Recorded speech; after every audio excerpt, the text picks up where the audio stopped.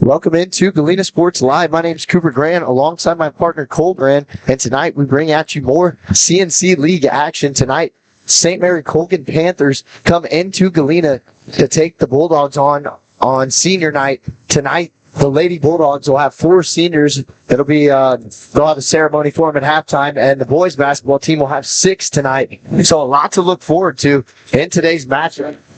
But first up, we're going to have the varsity girls taking on each other for the first meeting in Colgan. The Bulldogs weren't able to get much from it. They ended up dropping that game 32-63, a game that they had 11 turnovers in. But a couple things that they know they could work on. And last game we saw some very pleasing things. We saw 7 different scores for the Lady Bulldogs in that game. They ended up losing it 56-43, but it was about how they competed at the end of the game that really stood out to me. I mean, they were down about 20 at half, or around that number, and they came back, only lost by 13, didn't give up, and they showed fight the whole game, which is why this matchup could be intriguing. Tonight, Colgan's going to be a lot like Frontenac.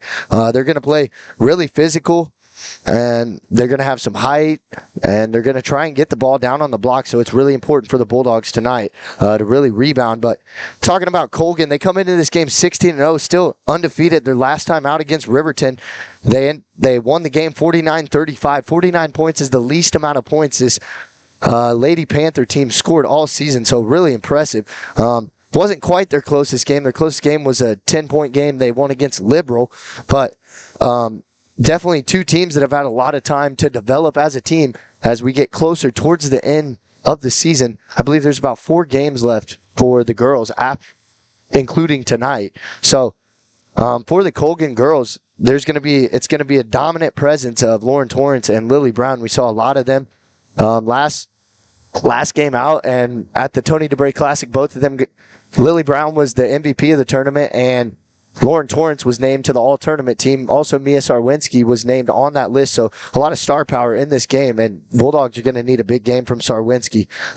Last game out, scored a season-low 7 points, really struggling, but the Bulldogs got scoring from other people from on the court, which is really important tonight also.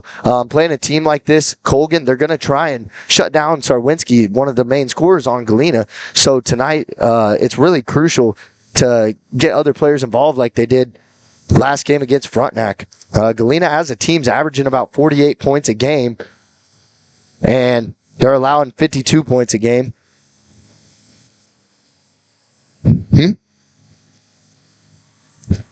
So, but for the Bulldogs tonight, I kind of already hit on it. Talking about this is as we get closer towards the end of league play, every game really matters. This is going to be definitely one of the toughest games of the year for the Bulldogs. They saw that the first time out, and it's going to be really tough. But last game, Morgan Strong, 8 points. That was a season high for her. I believe her previous high was 2 points.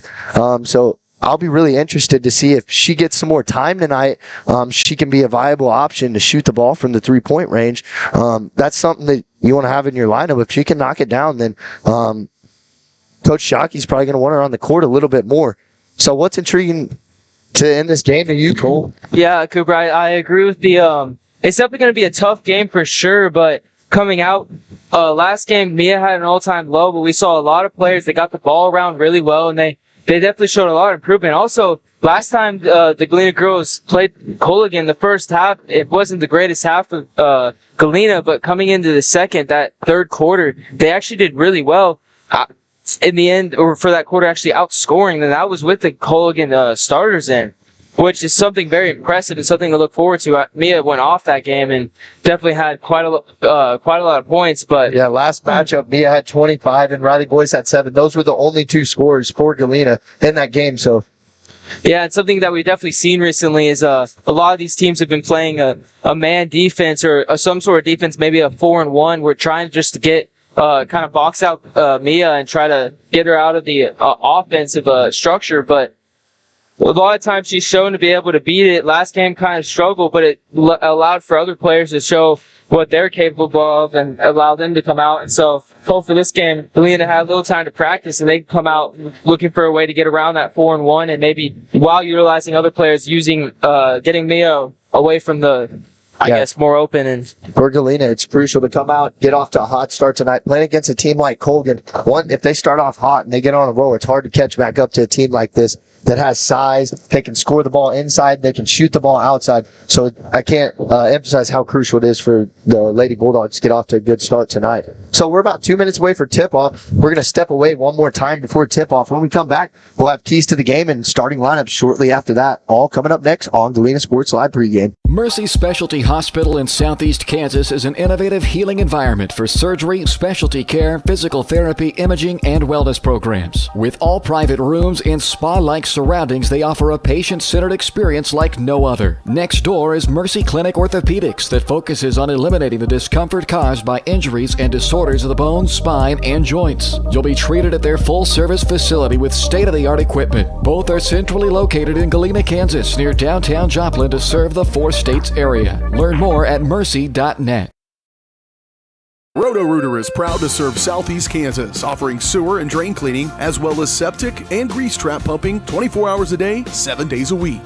From toilet clogs to video inspections, sewer line repairs to complete replacements. To make an appointment, call 620-231-5630. That's 620-231-5630. Roto-Rooter, proud to support area high schools and student athletes. See the rad in names and numbers.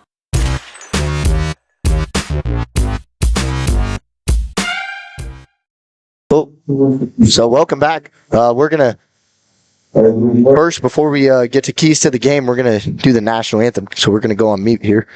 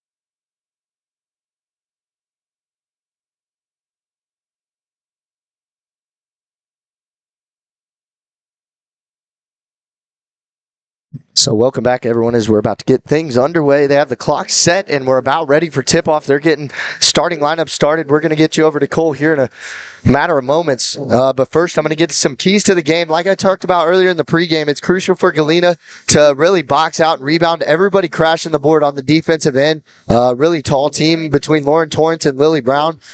Huge post presence also, so it's really crucial for them to rebound.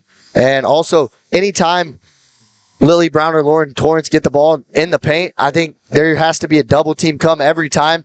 Force someone else to beat you. Try and make Jacayla Davis on their team a very solid freshman. Try and make other people beat you. Maybe it's on the perimeter, but really try and shut that down. So, Cole, to you for starting lineups.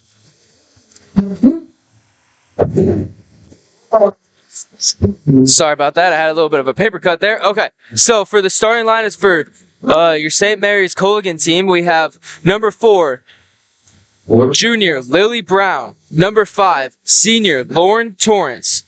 Number 10, junior Polana Kalan.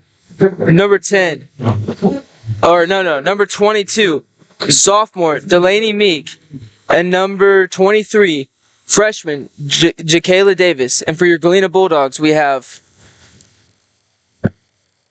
different number 2, Riley Boys. Number 3, Alyssa Sturgis. I didn't get to see who got to run out the.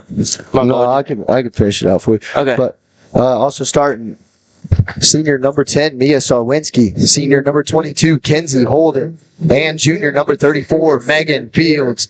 As that rounds out the starting lineup for the Bulldogs. Because number 14 starting, Cooper. That's what I meant. Oh, senior night. Okay. Yeah.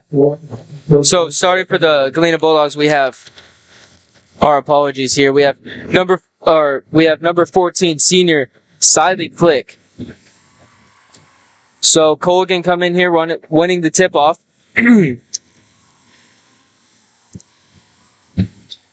So the Bulldogs with all seniors on the court other than Riley Boyce. Nice gesture by Coach Shockey to give them all the seniors a nod.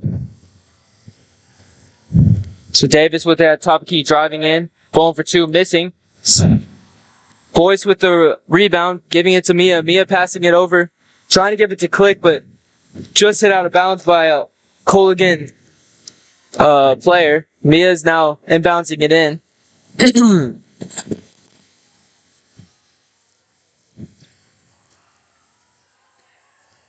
Mia inbounds the boys.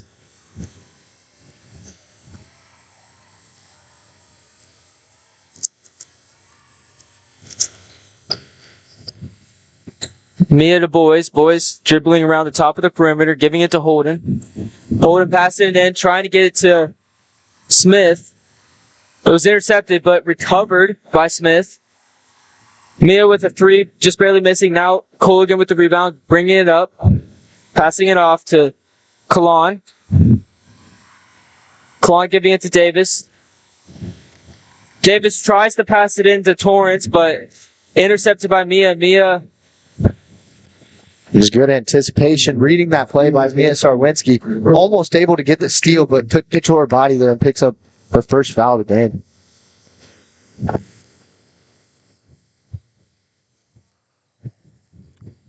Delaney Meek inbounding it to Kalon here.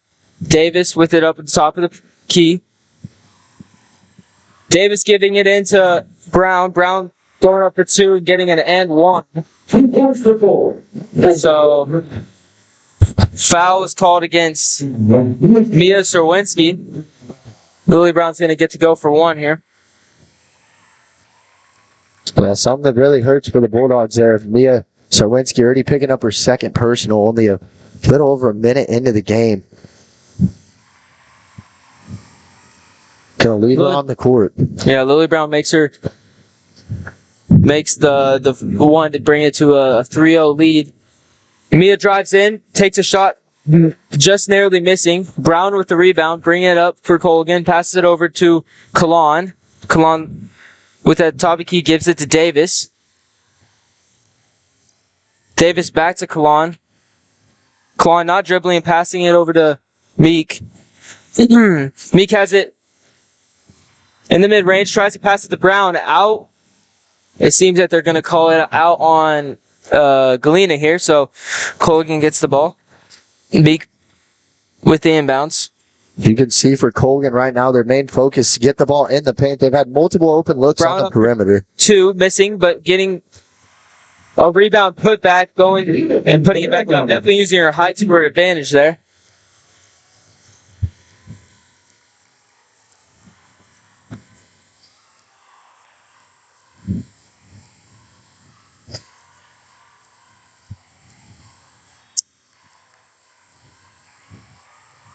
So Mia up for three, just missing. Seems that they called a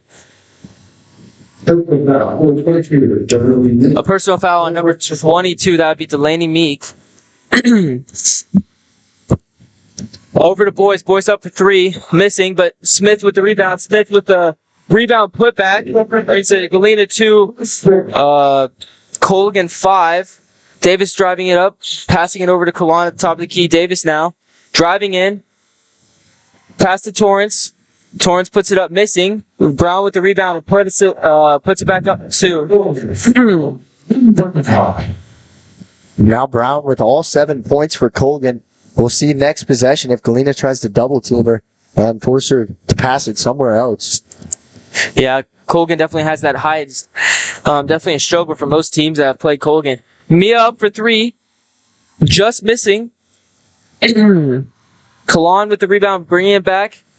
Looks like there was a double team, but a little bit of a wild pass, but Torrance with 3 at the corner, the left corner. So that brings it to a Galena 2, Colligan 10.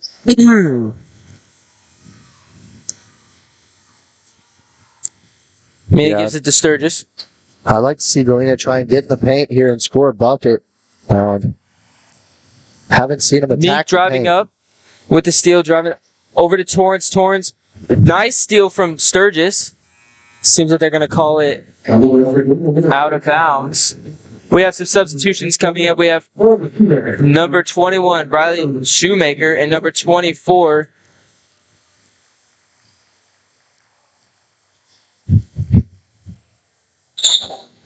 No, it's number 21, I believe. Marley Shoemaker. oh, yeah, number 21, Marley Megan Shoemaker. Fields. Sorry, this thing is all mixed up here.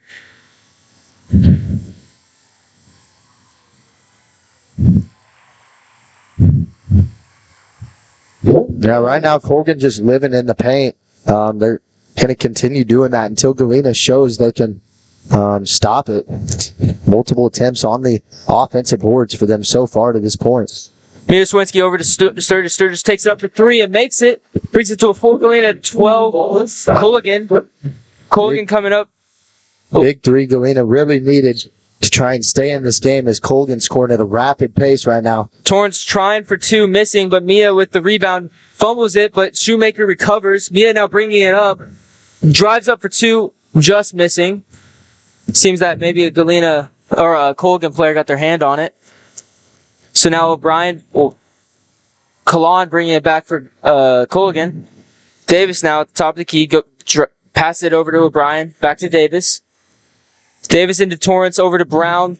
Brown taking over 2. Once again gets fouled. So she's going to get to go for 3 here. She was fouled by number 21, Marley Shoemaker.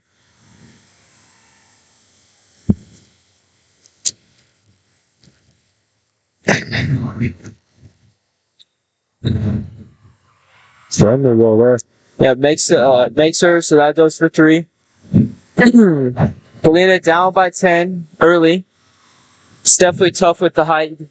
Every single shot that Brown's, or 2 of the shots Brown, she's already gotten fouled twice trying to block that height. Mia up for 3, missing, but Boys with the rebound goes back, tries to take it up for 3, missing as well. I believe it was tip, so it was pretty far off. Tip. Colgan's height really giving them a big advantage right now. And when you have a height advantage like this in 3A, it's going to be hard to compete with them. Kind of speaks to why Colgan's ranked number 10 team in the state in all classes and all of 1 through 6A. I saw those rankings the other day on Twitter on KCBA rankings they had put out.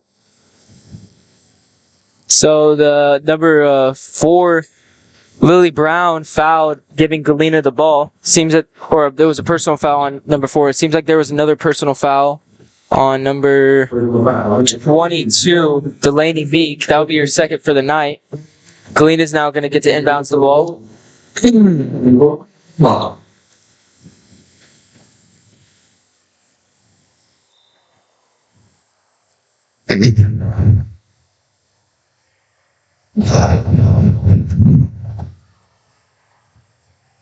So, Galena now inbounds the ball. Mia Serwinski with the inbounds. She gets it to Boys. Boys being double teamed, still getting the ball. Mia now with it. Mia trying to set something up. Driving in, goes up for 2. Just missing. Mia tries to get the rebound, but the height definitely. That ball batted around a couple of times, and for the Galena, I'd like to see more of that driving to the hoop. They're kind of, the first part of the quarter, they're really just settling for the shots behind the arc. And if you're Colgan, that's what you want them to do. So I'd like to see Galena try and get to the hoop and finish her. So timeout, Galena. It's a 30-second timeout. We'll be back here shortly with Galena Sports Live.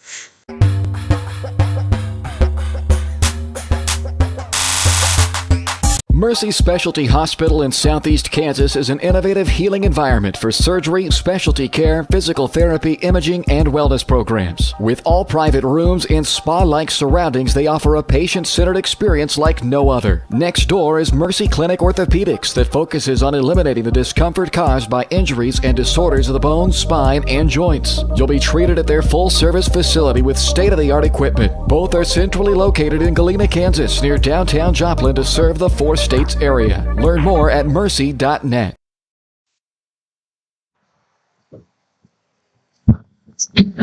Welcome back to Galena. Okay. Welcome back to Galena Sports Live. Galena has 5, Colgan 15. Mia Serwinski now inbouncing it. Tries to get it to Sturgis, but hit out of bounds by Kalan. Sturgis now inbouncing it for Galena.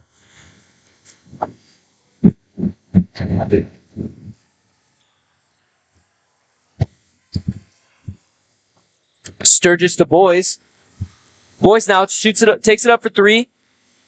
Just missing. Shoemaker with the rebound.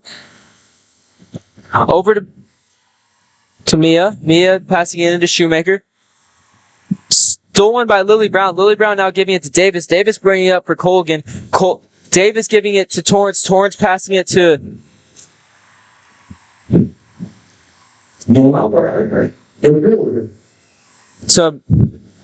Mariah Harris. Mariah Harris just got substituted in, and she takes it up for 2. Mia now with Great look there. Yeah, good pass to Boys. There was a lot of players on her, and it was hard for her to take that shot. But Kalan drives in, takes it up for 2, scoring for Colgan. Now it's Galena's ball. 5, Galena, 19, Colgan. Galena so far unable to find anything to stop Colgan. All their points have come exclusively in the paint. 19 so far in this game. Mia Sawinski now driving in. Tough shot. Yeah, definitely a tough shot. But she gets the rebound, tries to get the putback, just missing. The height there, definitely hard for her to get around it when she's in the paint. Yeah, for me, if she's able to score 19 points today, she'll reach a career mark. 1,500 points on the season. It'd be a pretty cool thing to achieve on senior night. Davis takes up for 3 and makes it. Now it's Galena's ball. Brings it to 5. Galena 22. Colgan. Mia bringing it up.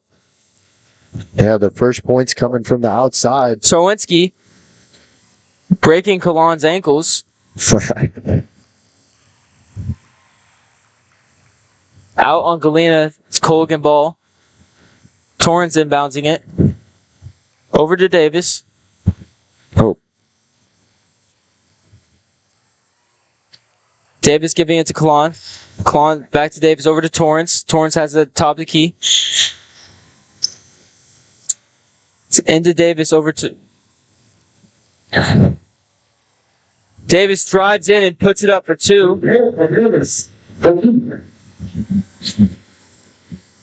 Sarwinski with the half court. Oh. Just missing. Very close though. All right, so that will bring you. That's all for the first quarter action here. So that's 5 Galena, Colgan 24. We'll be back here shortly with Galena Sports Live. Mercy Specialty Hospital in Southeast. Roto-Rooter is proud to serve Southeast Kansas, offering sewer and drain cleaning, as well as septic and grease trap pumping 24 hours a day, 7 days a week. From toilet clogs to video inspections, sewer line repairs to complete replacements. To make an appointment, call 620-231-5630. That's 620-231-5630. Roto-Rooter, proud to support area high schools and student athletes. See the rad in names and numbers.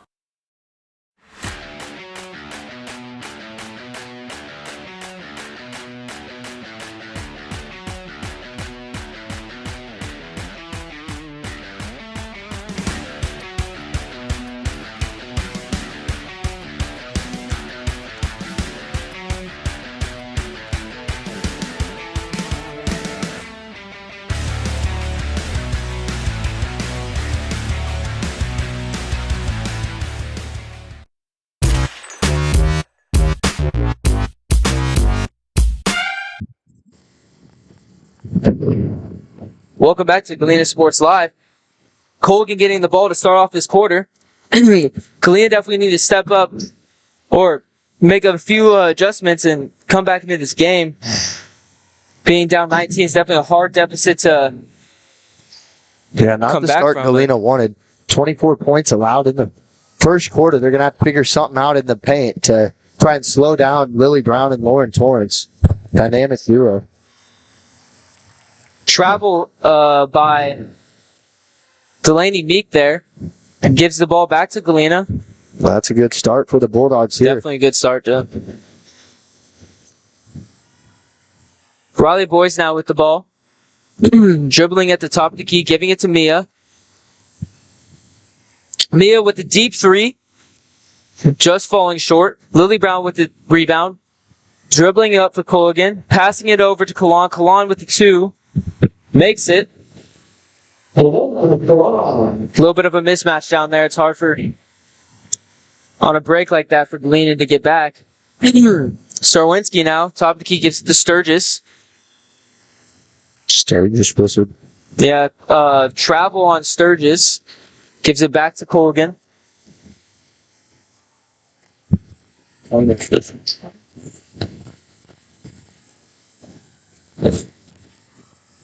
Oh, I'm sorry about the camera there. Lost focus. Brown with the two. Shooting it over at Galena player sides. Colgan shooting it out of their minds right now, so timeout called. And that right there would be Lily Brown's 1,000th point made. So that's the second game in a row where a player has scored 1,000 points here on Galena Bulldogs this week, actually. It's just that time of the season where a lot of these seniors are making it. But we'll be back here shortly with Galena Sports Live.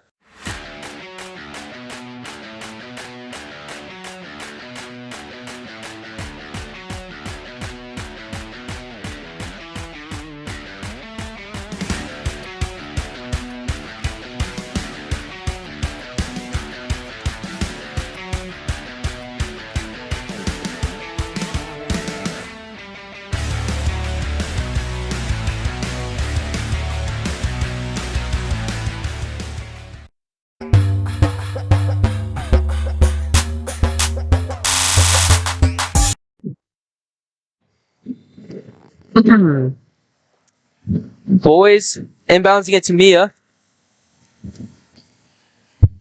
Mia bringing it up for Galena.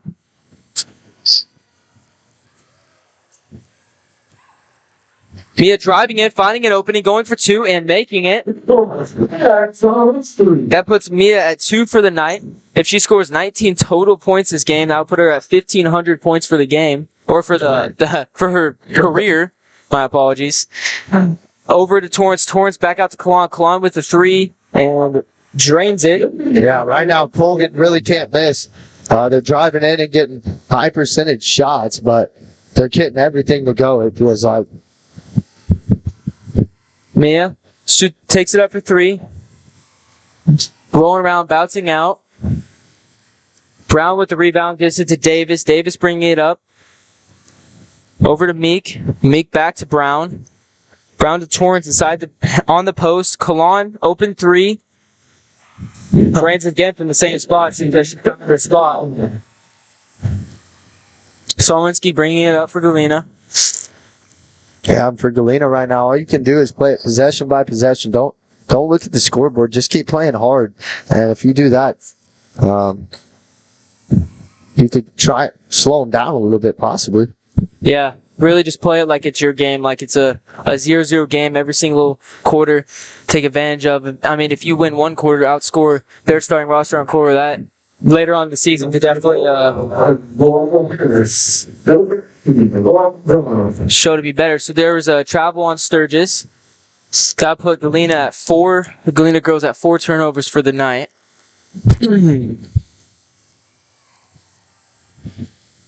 Inbounds to Davis. Davis bringing it up for Colgan. Brown with the pick. Davis bringing it up at Torrance. Nice anticipation by Sturgis there. Bulldogs don't have numbers.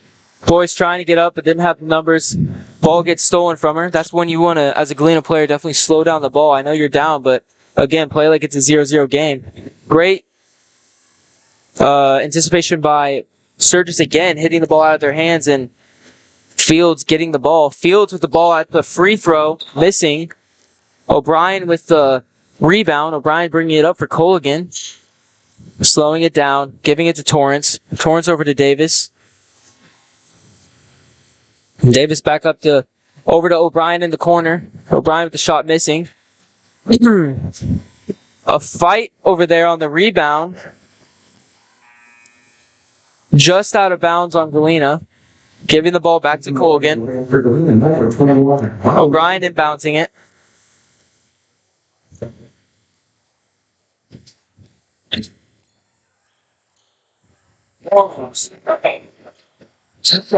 Davis drives in, but gets blocked by Mia.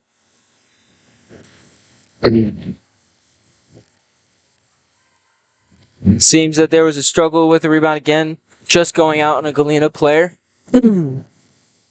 O'Brien once again with the inbounds. O'Brien up to Torrance. Torrance driving in, back through O'Brien. O'Brien driving in now, over to Torrance with a mid-range shot, making it, brings it to a 7 Galena, 36 Colgan.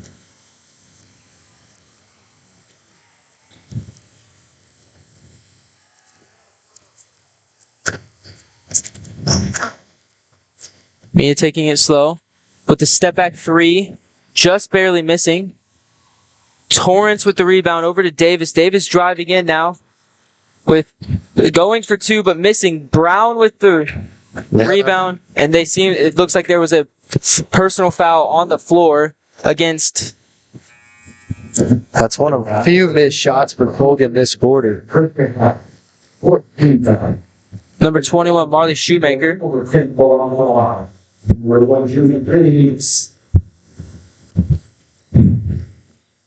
Inbounds to Harris. Harris goes up for 2. That's going to be foul number 3 on Mia, so that's not good for the Bulldogs. Not good at all.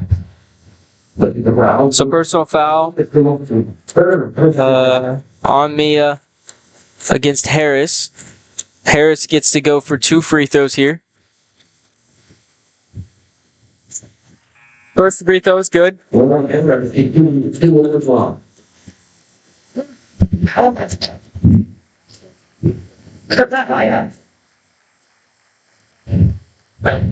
Harris for the second free throw. Second free throw is good. Boys inbounds to Mia. Sorwinski bringing it up.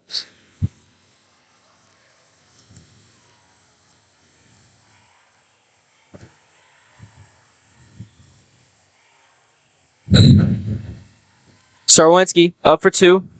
Strong drive, just couldn't finish there. Thought she might have got fouled. Kalan now with the ball. Passing into Torrance. Torrance getting the inside lane, taking it up for 2.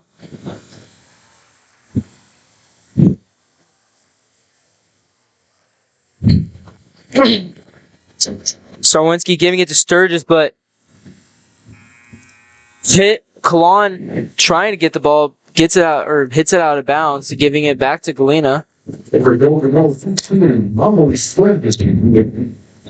Substitutions made for Colgan. Molly Swizzy and Jakayla Davis substituted in.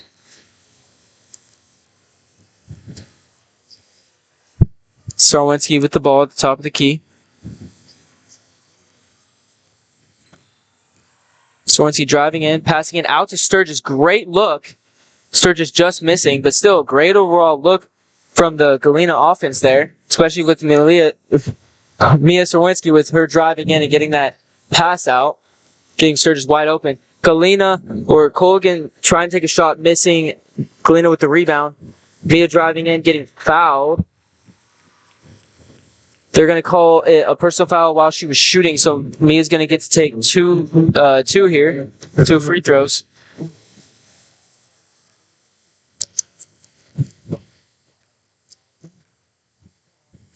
First free throw's good.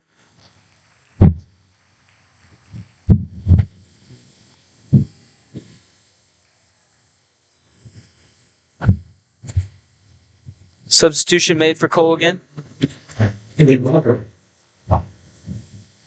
Ava Glover coming in. for Delaney Meek. Mia Serwinski for a second free throw, and it's good. I don't know why I keep saying Malia instead of Mia accidentally. My apologies.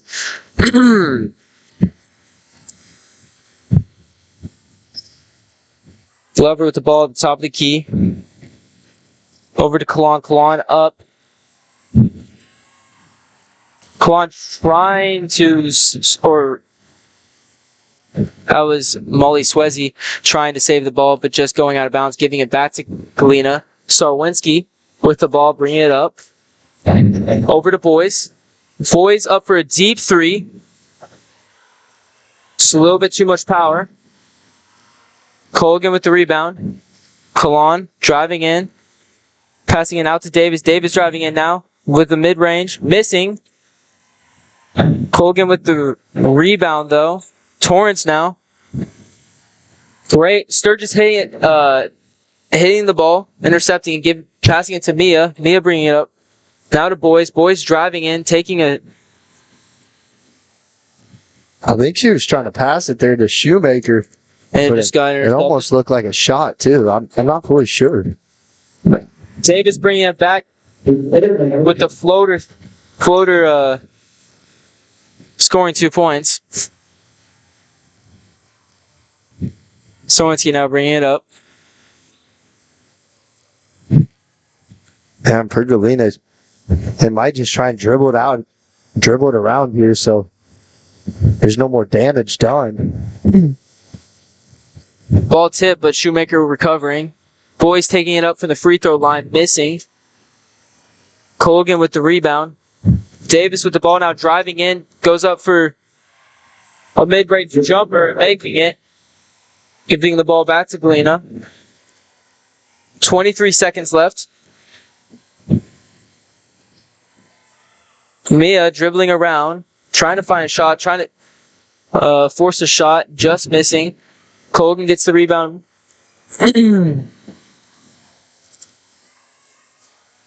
Torrance to Kalon at the top of the key.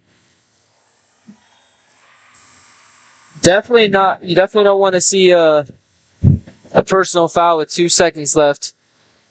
Being the deficit there is, you don't want any players to get personal foul by Marley Shoemaker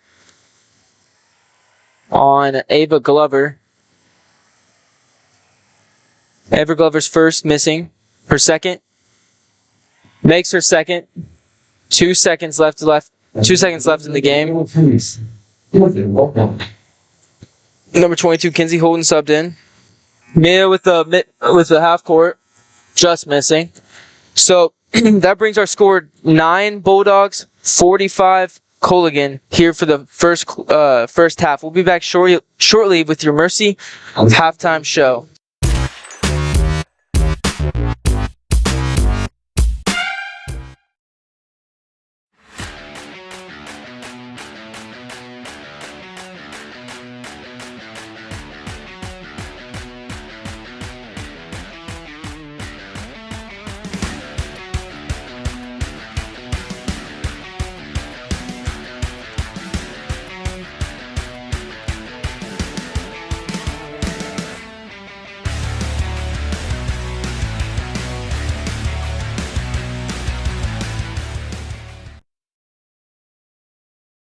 Call's service is outstanding in their field, especially for those that are stuck, outstanding in their field. Call's carries a wide selection of farm, industrial, and heavy-duty tires, all from the best brands in the business. And they've got farm service trucks ready to go. Plus, Call's continues to be the place folks go for car and truck tires, repairs, oil changes, and so much more. If you're in the market for new tires in Southeast Kansas, make the right call to Call's Service, 620-724-4121. See more at callservicellc.com. The farmer's friend in the field is Crop Care. With their industry-leading crop scouting, Crop Care can catch diseases, bugs, and other yield-robbing issues before they affect your bottom line. Crop Care also offers grid soil sampling and plant sampling with lab-tested results, giving you an unmatched advantage. With coverage across the entire region, Crop Care has insight that can help you avoid problems before they start. Give Kurt or Josh Harris a call at 620-687-4795. Crop Care, the name says it all. Family owned and operated, GN Bank has been providing customers with the highest quality of financial services in a friendly and personal way for over 100 years. Whether you have personal, business, or agricultural needs, GN Bank is big enough to handle all of your banking needs, yet small enough to provide you with that personal touch you've grown to expect from a community bank. GN Bank, equal housing lender, member FDIC. Learn more at gn-bank.com. The difference between gambling and having a gambling problem is worth knowing. Learn about the warning signs that you or someone you care about could be at risk. If you struggle with a gambling problem, or if you are impacted by a loved one struggling with a gambling problem, please get help. You can get confidential, no out-of-pocket cost assistance by calling the Kansas Problem Gambling Helpline at 1-800-522-4700 or at ksgamblinghelp.com. Know your limits. This message is brought to you by the Southeast Kansas Problem Gambling Task Force. Do you have a construction project that just needs that custom touch? Are you looking for a contractor who can get it all done? Roof to floors and everywhere in between? Then call Dustin Sneed at DS Construction. With more than 20 years of industry experience, DS Construction specializes in new construction, roofing, renovations, and more. There's no job too big or small. For a free estimate, call DS Construction at 620-724-0209. That's 620-724-0209.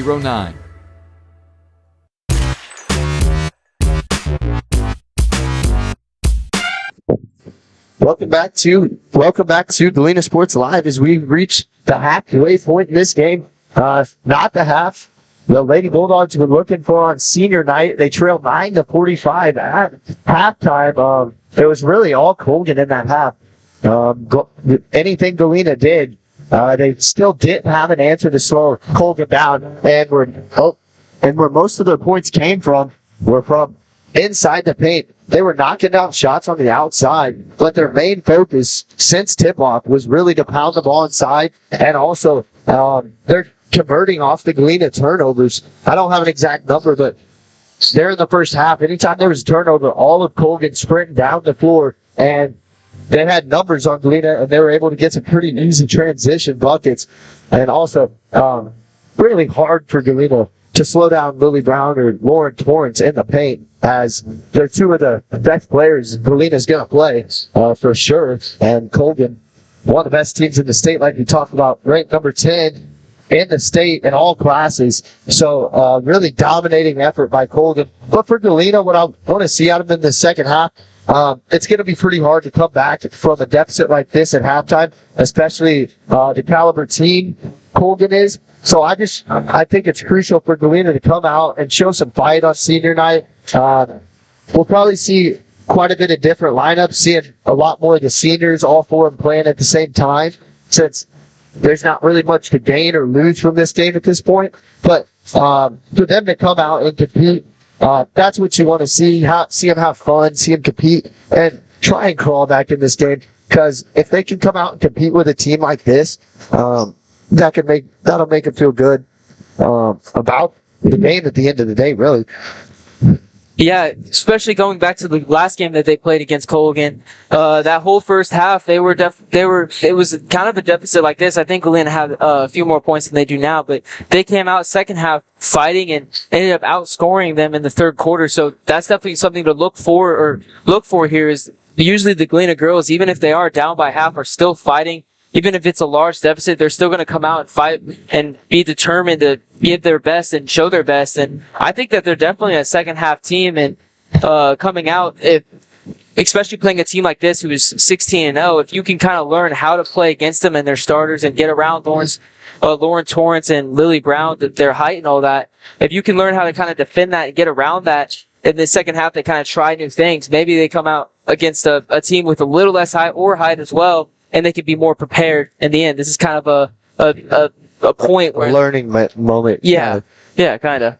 Yeah, and for Colgan, this isn't new territory for them. They beat every team they played by double figures. So continuing their dominance, same record as the Galena boys also. So that game will be tipping off later tonight. But we're going to step away one more time, and when we come back, we'll It'll be a little bit closer to third quarter action beginning. All that coming up next on Galena Sports Live. Roto-Rooter is proud to serve Southeast Kansas, offering sewer and drain cleaning, as well as septic and grease trap pumping 24 hours a day, 7 days a week. From toilet clogs to video inspections, sewer line repairs to complete replacements. To make an appointment, call 620-231-5630. That's 620-231-5630. Roto-Rooter, proud to support area high schools and student athletes. See the rad in names and numbers.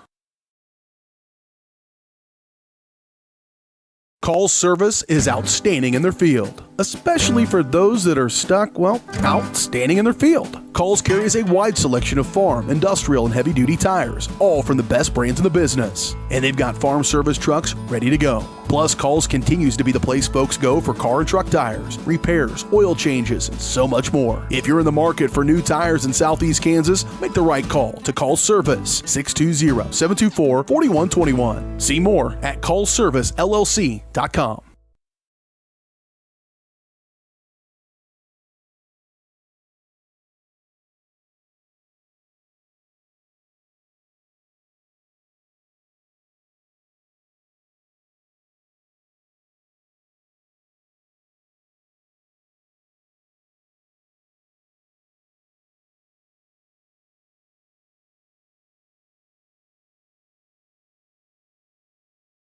The farmer's friend in the field is Crop Care. With their industry-leading crop scouting, Crop Care can catch diseases, bugs, and other yield-robbing issues before they affect your bottom line. Crop Care also offers grid soil sampling and plant sampling with lab-tested results, giving you an unmatched advantage. With coverage across the entire region, Crop Care has insight that can help you avoid problems before they start. Give Kurt or Josh Harris a call at 620-687-4795. Crop Care, the name says it all.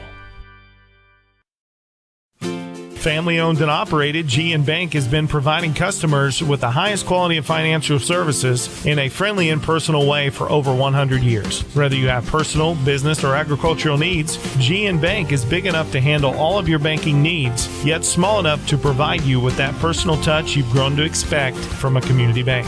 GN Bank, equal housing lender, member FDIC. Learn more at gn-bank.com.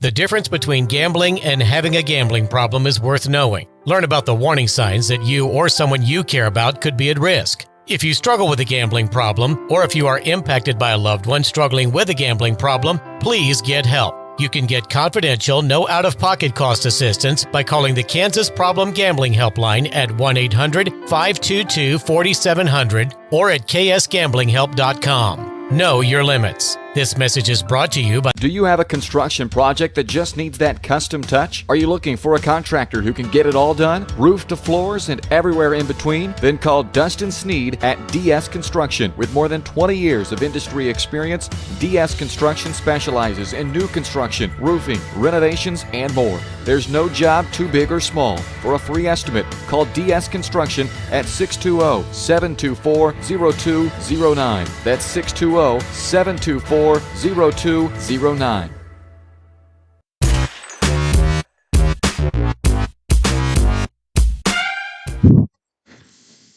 So welcome back to Galena Sports Live as we're about set to begin third quarter action. Bulldogs get the ball to start out of the locker room. It's boys with it up top, dribbling around the ball screen by Holden Set. Now the ball kicked to the corner.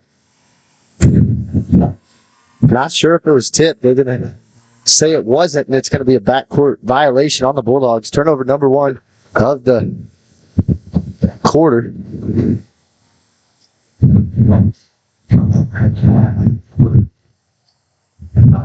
So now Brown quickly inside. Got a nice bounce, but couldn't get it to go. Rebound Bulldogs, they'll take it the other way. Sarwinski inside with the right hand, and too strong. Quick pace to start this third quarter. Now inside. So the double team comes on Brown, finds an open Davis. Her shot too strong. And a second chance opportunity back to Davis. Her second attempt can't get it to go. Now the ball batted around a couple times, eventually into the hands of Kalan. Now it's Davis with it on the wing. Finds Torrance in the corner. Brown inside, weaving her way, and finds an open lane for the layup off the glass. Good.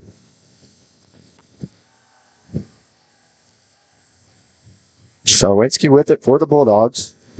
Bulldogs trail by 9-47 as we're still in the beginning stages of the third quarter. Senior night in Galena. Sarwinski looking to get it to Smith, but that was Meek all over that play. Now quickly in transition, Brown with the layup. And transition has hurt Galena a lot in this game. They haven't been able to get back after a turnover, and Colgan's capitalized off those errors from Galena. And Galena just struggled to get offense going tonight, so we'll see if they can get a play going here. Sarwinski gets double-teamed on the baseline. Now Brown comes away with it and has an easy layup at the other end.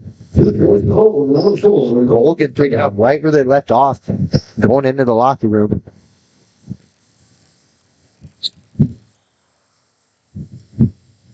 Now Sarwinski with it, electing to pull this three and couldn't get it to go.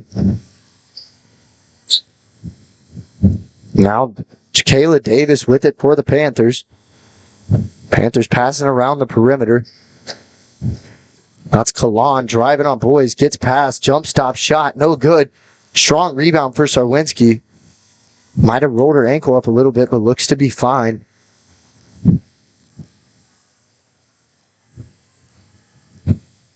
Now the Bulldogs trying to get some points on the board here as they've had a struggle to do that all day. Sarwinski with it, driving, jump stop shot, no good.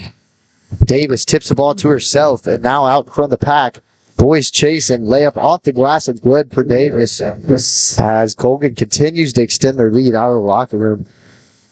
Coming in the second half, Galena still has yet to score a point, with it being almost half the third quarter played. And now it looks like Sarwinski looked over the sideline, Coach Shockey, and they're going to try and draw a play up here. Kids Sturgis on the wing. Striving has it poked away. It's going to be out of bounds, and I believe that one was last touched by Delaney Meek, so it'll stay with the Bulldogs at this end. A couple of substitutions coming in for the Panthers. Mariah Harris checking in, and Lauren O'Brien for the Panthers. Sarwinski, I believe she tripped over her foot there, and a turnover for the Bulldogs leads to near layup, but Lily Brown cleans it up. Now it's Sarwinski with it, top of the key. She's guarded by O'Brien. Going behind the back, now a step back, straightaway three, gets it to go. And a bucket the Bulldogs have desperately been needing. That puts me at 7 for the night. Davis kicked to O'Brien. O'Brien on the wing off the left side of the rim. Offensive rebound. And Torrance puts it back. Yeah, so only 12 more, and Mia will be at 1,500 points for the entire season. Career. Yep. Well, yeah, career. Gosh, man. Sarwinski with it. Davis guarding her. Now Boyce has it. You can see there that they keep trying the pick and roll with Smith, where she sets a pick and then rolls into the basket. Yeah, Colgan's defense does a really good job hedging on those. Not fully switching, just hedging, and now an easy layup at the other end. That's Mariah Harris with the bucket. And you look at the Colgan roster, they only have two seniors on this team. Torrance, who's one of their top players, and then Glover, who plays a little bit, but still a lot of youth on this Colgan team. Sturgis from the corner, rolls around but can't go down. Now that's O'Brien with the rebound. Pushing the pace. Colgan with numbers. Sarwinski nearly steals it, but unlucky. Tips into the hands of Lauren Torrance, and a timeout taken on the court. So we're going to have a full timeout taken on the court. We're going to take it with them. We'll be back here in a minute with more Bulldog basketball here on Galena Sports Live. Mercy Specialty Hospital in Southeast Kansas is an innovative healing environment for surgery, specialty care, physical therapy, imaging, and wellness programs. With all private rooms and spa-like surroundings, they offer a patient-centered experience like no other. Next door is Mercy Clinic Orthopedics that focuses on eliminating the discomfort caused by injuries and disorders of the bones, spine, and joints. You'll be treated at their full-service facility with state-of-the-art equipment. Both are centrally located in Galena, Kansas, near downtown Joplin to serve the 4 states area. Learn more at mercy.net. Welcome back. Oh, there we go. So welcome back to live action. As it was timeout taken on the court by the Bulldogs. Boys bringing it up for the Bulldogs. Now as we near the 2-minute mark in the third quarter, Sturgis, an open look from the left wing, off the front of the rim, and an offensive rebound. Shoemaker gets it out to the perimeter again, and Sturgis was looking to get it to Fields, but a little bit of miscommunication for the Bulldogs as they turn it over back to the Panthers of Colgan. It's going to be O'Brien bringing it up for the Panthers. Boys guarding her. Quickly to Mariah Harris. She drives. It was cut off. Megan Fields, and a travel called on Caroline Emhoff. So Emhoff, her first time in the game tonight for the Panthers. Starting to see more of the bench players for the Panthers. Boys dribbling left to right. Now stops just inside 3-point line. High off the rebound. No good. And, well, that's O'Brien with it. Taking it the other way. Now nearly stolen 2 Bulldogs there. Shot from the free throw line. No good for Glover.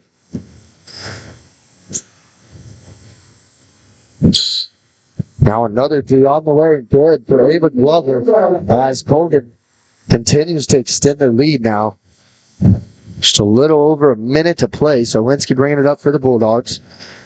In between the legs. Ball screen set by Fields. And nothing doing.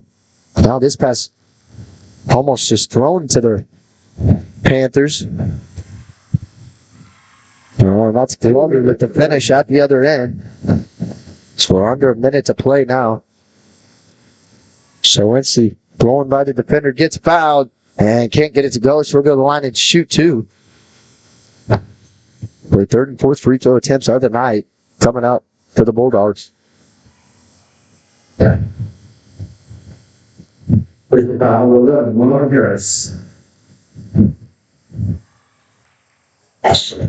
Sarwinski unable to get it to go. Her first miss from the charity stripe tonight.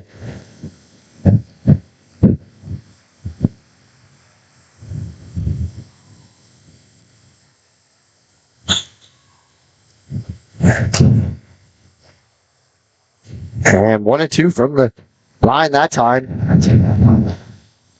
Now quickly up the court. Emhoff kicks to the corner. Glover has it. Thought about taking the shot. Decides not to. Now a shot straight away.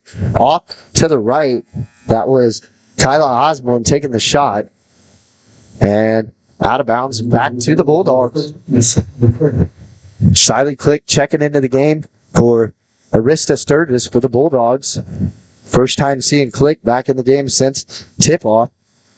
Sarwinski driving, and a tough finish off the glass. Gives her 10 in the game.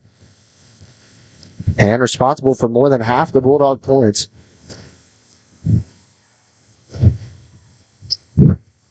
Now to the free throw line, out to the right wing. 3 on the way. Vanessa Davis, no good. An offensive rebound.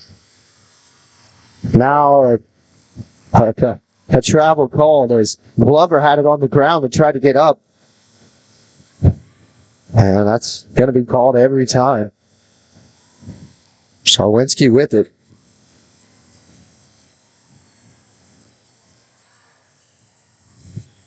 A shot inside, no good. And that's going to be the end of the third quarter. So at the end of 3, Bulldogs trailed the Panthers 15-66. Coming up after this quick message, we'll have fourth quarter action here in this CNC League matchup. Do you have a construction project that just needs that custom touch? Are you looking for a contractor who can get it all done, roof to floors and everywhere in between? Then call Dustin Sneed at DS Construction. With more than 20 years of industry experience, DS Construction specializes in new construction, roofing, renovations, and more. There's no job too big or small. For a free estimate, call DS Construction at 620-724-0209. That's 620-724-0209. The difference between gambling and having a gambling problem is worth knowing. Learn about the warning signs that you or someone you care about could be at risk. If you struggle with a gambling problem, or if you are impacted by a loved one struggling with a gambling problem, please get help. Sorry, I had to cut that commercial off, but welcome back to live action. Panthers put their starting lineup back in the game. As this game's all but over at this point. 8 minutes left to play here in senior night in Galena, Kansas. It's Davis kicking to Torrance on the left wing, looking to drive, gets to the hoop, and able to finish off the glass. Now, Sarwinski with it.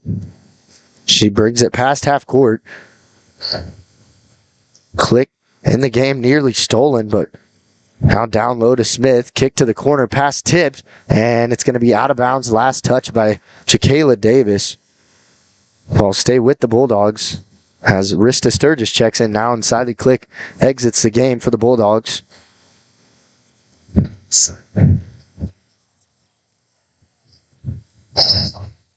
Sarwinski with it. Over to Boys. Now into the corner. It's Holden. The double team coming. Passes out of it. Sarwinski, a nice look inside. Finds Smith. Smith unable to get it to go. And Lily Brown comes down with it for the Lady Panthers. As they'll look to slow things down here. It's Jacayla Davis with it. Waiting for the play to develop. Finds Lily Brown on the left wing. Now down low. Lauren Torrance going to work on Emma Smith and gets it to go.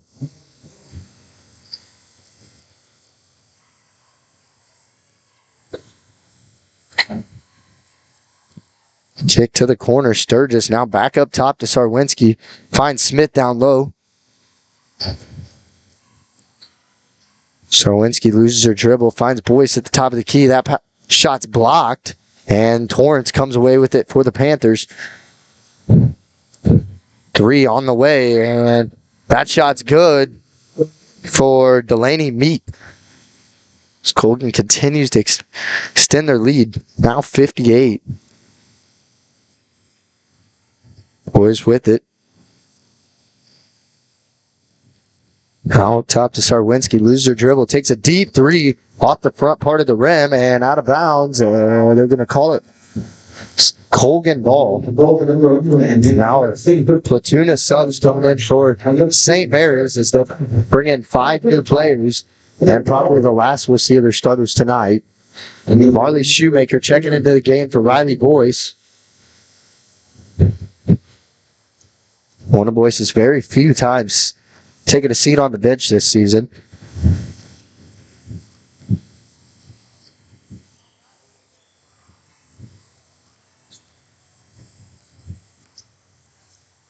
Drive in the lane. That's Mariah Harris getting the bucket to go.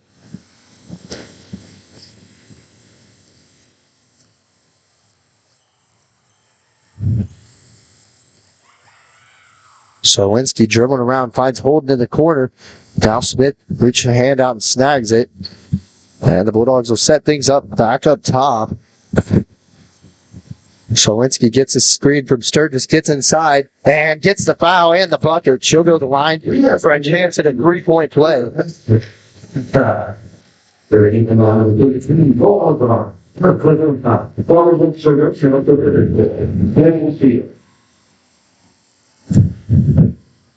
And just a look ahead for the Bulldogs. After this game, the Lady Bulldogs will have 3 away games in a row where they'll take on Riverton. That'll be next Tuesday. And they'll take on next Friday, they'll take on Columbus at Columbus. And then the following week after, that'll be the final week of regular season play where they'll take on Southeast on February 21st. So 3 games remaining in the regular season before Sub-State. As this one's all but over. Bulldogs will fall to 7-10 on the season. Colgan will improve, stay undefeated, 17-0. Couple fouls fall down. But at the end of this game, I believe they'll have some senior festivities, so we'll try our best to do a quick post game on this, and then make sure and turn it over to the PA announcer for the senior night festivities. They're going to do in between the boys and girls game, so tip off for the boys game probably a little later than expected. Now we're going to have a timeout taken. Timeout called by Galena. We'll take it with them. We'll be back in 30 seconds here on Galena Sports Live. Roto-Rooter is proud to serve Southeast Kansas, offering sewer and drain cleaning, as well as septic and grease trap pumping 24 hours a day, 7 days a week. From toilet clogs to video inspections, sewer line repairs to complete replacements. To make an appointment, call 620-231-5630. That's 620-231-5630. Roto-Rooter, proud to support area high schools and student athletes. See the rad in names and numbers.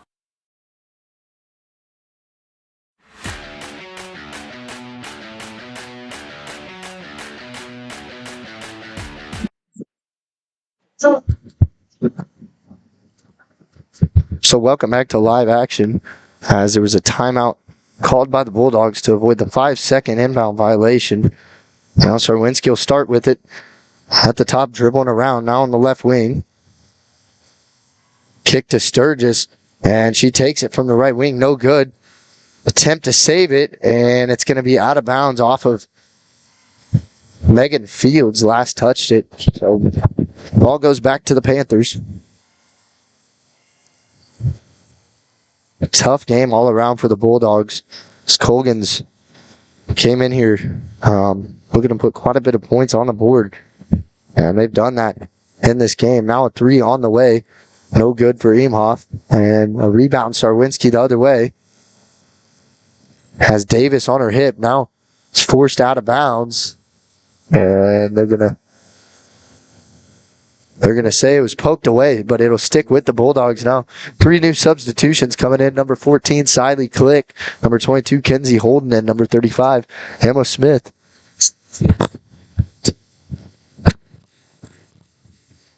So now, kick to boys in the corner. Sarwinski gets it. Spin move out of it. Back to boys. And this pass is turned into the hands of Colgan and turned over. A good jump stop, and that was Kyla Osborne with the bucket.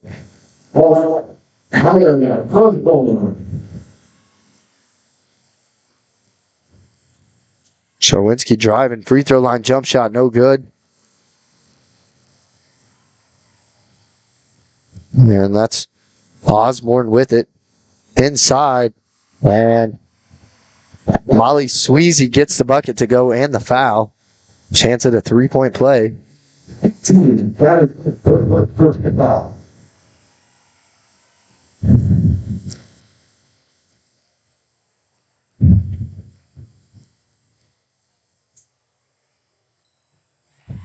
And that bucket is good for Sweezy. Converts the 3-point play. Now Sarwinski brings it up for the Bulldogs.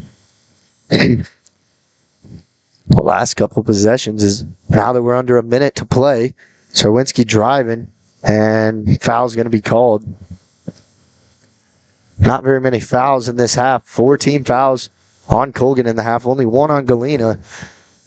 Clock's running, so now under 45 seconds. Sarwinski takes a dribble and knocks it down from the corner. Sarwinski now with 16 in the game. That's Eamhoff with it. And pass tipped away. Sarwinski with a breakaway at the other end and finishes the layup. Now Sarwinski 1 point away from 1,500 career points. A chance to do it here. As the Bulldogs will inbound. Sarwinski gets it from the wing and off the front of the rim. A rebound by Colgan, as that should do it for us. That's Osborne dribbling it out, and as you hear the final noise, as Colgan defeats Galena 80-23, the final score. We're going to step away for a minute. When we come back, we'll recap the game and stats from the game. All that coming up next on the Mercy post-game show.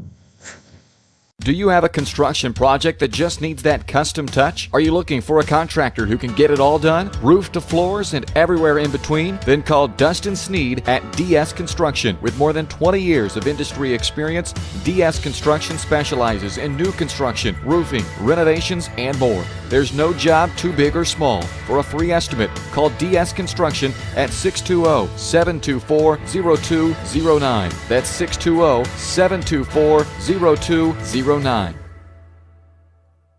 The difference between gambling and having a gambling problem is worth knowing. Learn about the warning signs that you or someone you care about could be at risk. If you struggle with a gambling problem, or if you are impacted by a loved one struggling with a gambling problem, please get help. You can get confidential, no out-of-pocket cost assistance by calling the Kansas Problem Gambling Helpline at 1-800-522-4700 or at ksgamblinghelp.com. Know your limits. This message is brought to you by the Southeast Kansas Problem Gambling Task Force.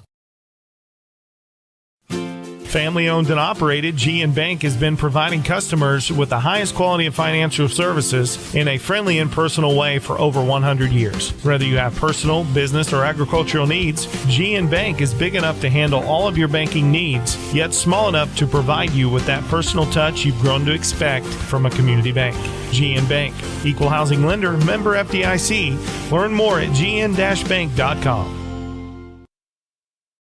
The farmer's friend in the field is Crop Care. With their industry-leading crop scouting, Crop Care can catch diseases, bugs, and other yield-robbing issues before they affect your bottom line. Crop Care also offers grid soil sampling and plant sampling with lab-tested results, giving you an unmatched advantage. With coverage across the entire region, Crop Care has insight that can help you avoid problems before they start. Give Kurt or Josh Harris a call at 620-687-4795. Crop Care, the name says it all.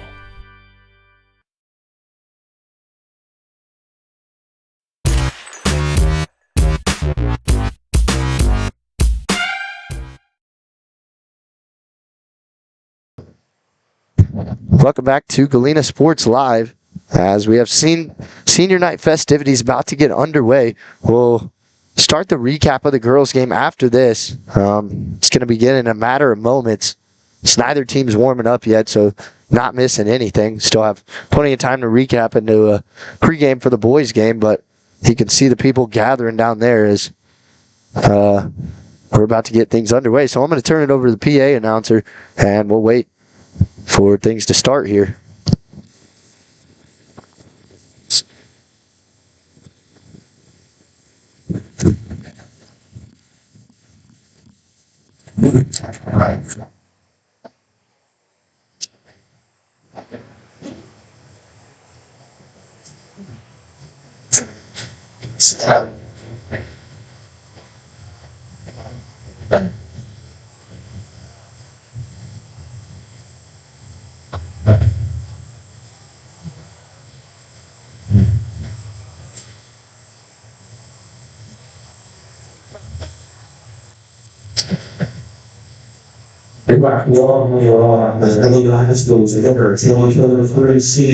Our first senior, the solid clear, parents trust them and standing in the and Pastor Smith.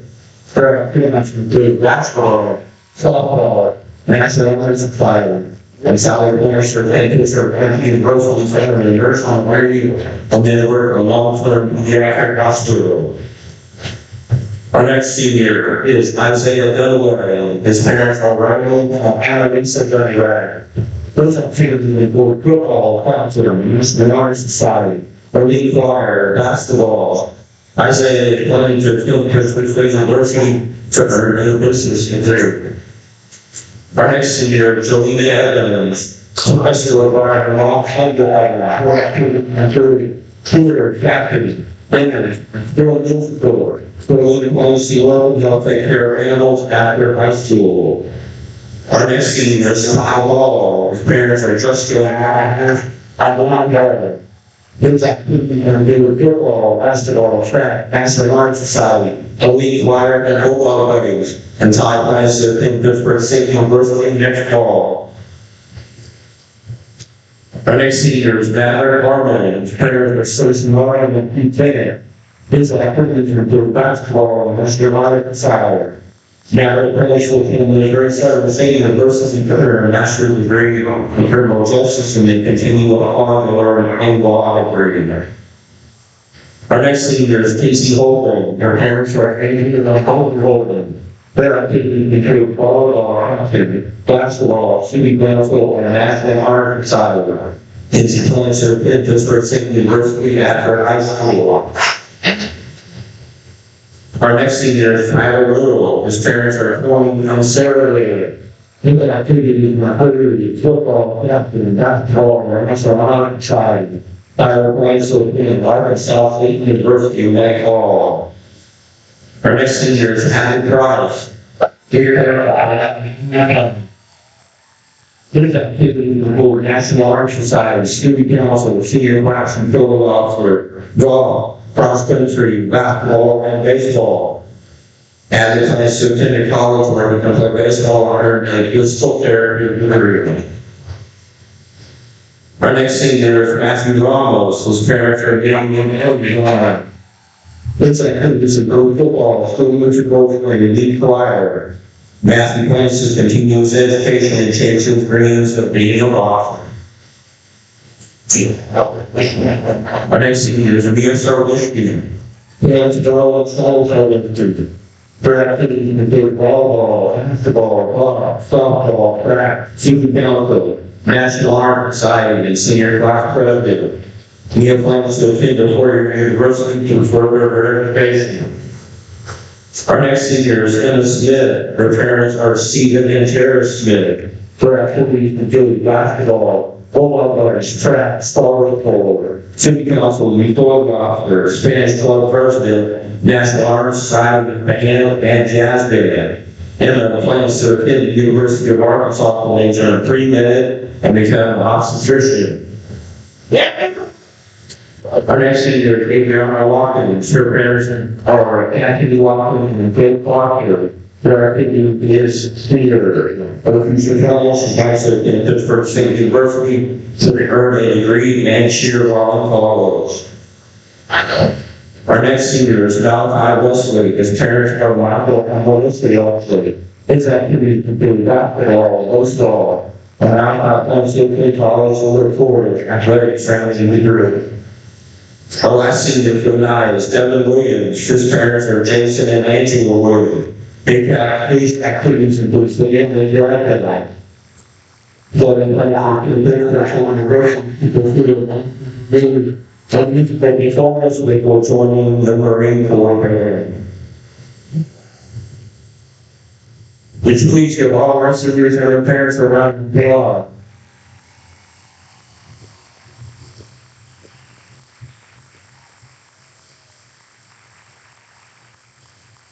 While all of our seniors and parents are on the floor, we'd like to introduce Scott Olson, Gus, Andrew, and Will Alley to present two $1,000 scholarships to Pittsburgh State University next fall. We'd like to thank Pittsburgh State for doing this for our seniors.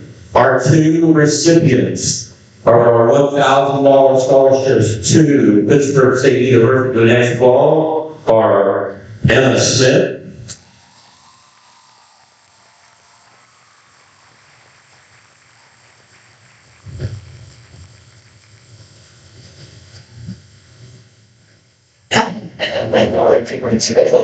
and I say it, whether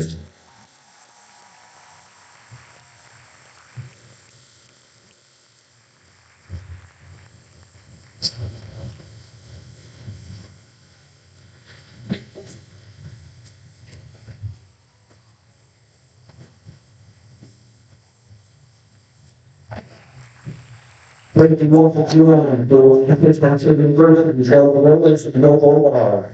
We got all our seniors lined up under the South Pole for her picture at this time. Thank you, everyone. What?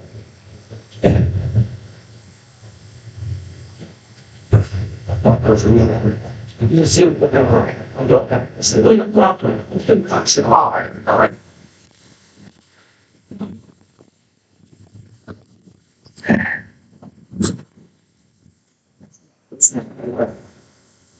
So welcome back, as that concludes all of the senior night festivities. Going back to the girls' game, the girls dropped this one in tough fashion. A really tough game all around. Final score 23-80. They turned the ball over 10 times, but for Galena, leading scorer Mia Sarwinski with 18 points tonight. Arista Sturgis with 3. Marley Shoemaker with 2. So that rounds out the Galena scoring. Not a lot of different people scoring. Riley Boyce was unable to score at all that game. First game of the season that something like that's happened, which when you face a team like this that has this much talent, it's always harder to score. And Colgan was making it tough all night. Really, their defense and their size was creating problems. They're getting their hands in passing lanes, tipping the ball, and then the length of Colgan was scooping the ball up. Colgan did a good job scoring in transition, as it seemed like for most of the night they couldn't miss.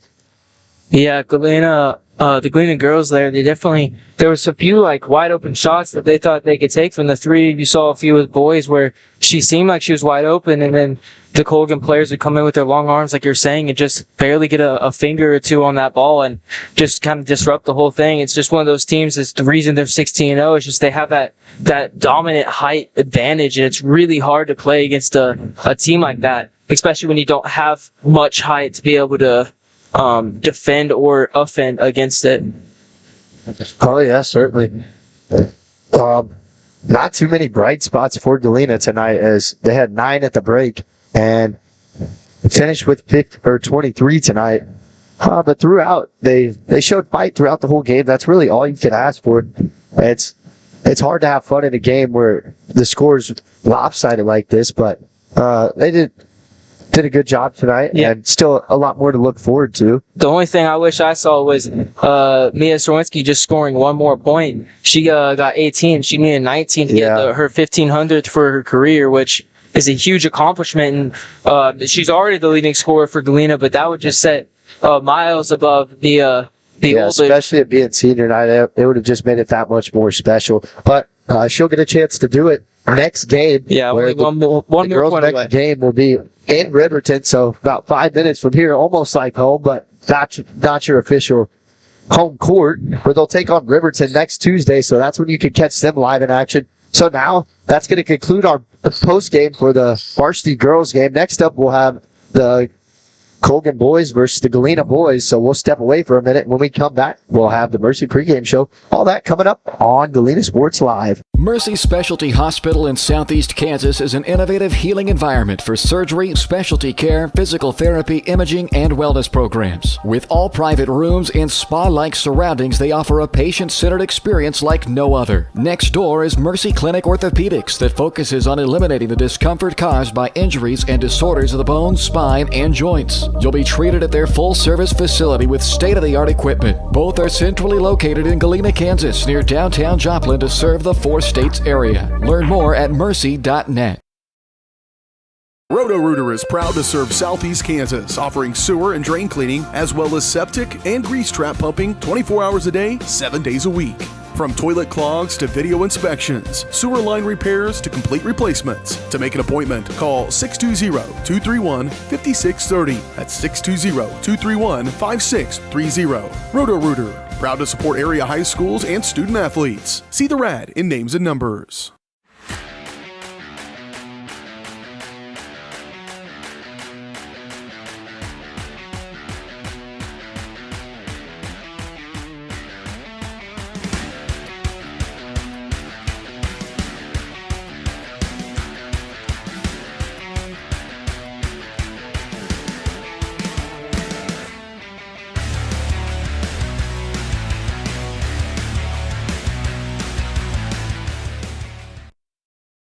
Call service is outstanding in their field, especially for those that are stuck, outstanding in their field. Calls carries a wide selection of farm, industrial, and heavy-duty tires, all from the best brands in the business. And they've got farm service trucks ready to go. Plus, Calls continues to be the place folks go for car and truck tires, repairs, oil changes, and so much more. If you're in the market for new tires in Southeast Kansas, make the right call to Call Service, 620-724-4121. See more at callservicellc.com. The farmer's friend in the field is Crop Care. With their industry-leading crop scouting, Crop Care can catch diseases, bugs, and other yield-robbing issues before they affect your bottom line. Crop Care also offers grid soil sampling and plant sampling with lab-tested results, giving you an unmatched advantage. With coverage across the entire region, Crop Care has insight that can help you avoid problems before they start. Give Kurt or Josh Harris a call at 620-687-4795. Crop Care, the name says it all. Family owned and operated, GN Bank has been providing customers with the highest quality of financial services in a friendly and personal way for over 100 years. Whether you have personal, business, or agricultural needs, GN Bank is big enough to handle all of your banking needs, yet small enough to provide you with that personal touch you've grown to expect from a community bank. GN Bank, equal housing lender, member FDIC. Learn more at gn-bank.com. The difference between gambling and having a gambling problem is worth knowing. Learn about the warning signs that you or someone you care about could be at risk. If you struggle with a gambling problem, or if you are impacted by a loved one struggling with a gambling problem, please get help. You can get confidential, no out-of-pocket cost assistance by calling the Kansas Problem Gambling Helpline at 1-800-522-4700 or at ksgamblinghelp.com. Know your limits. This message is brought to you by the Southeast Kansas Problem Gambling Task Force.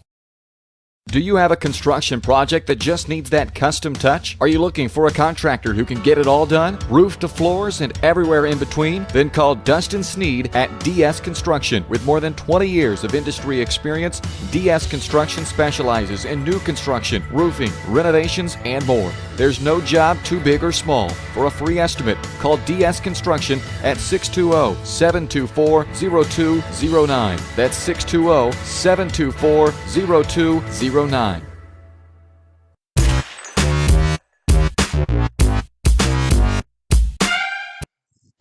Welcome back to Galena Sports Live.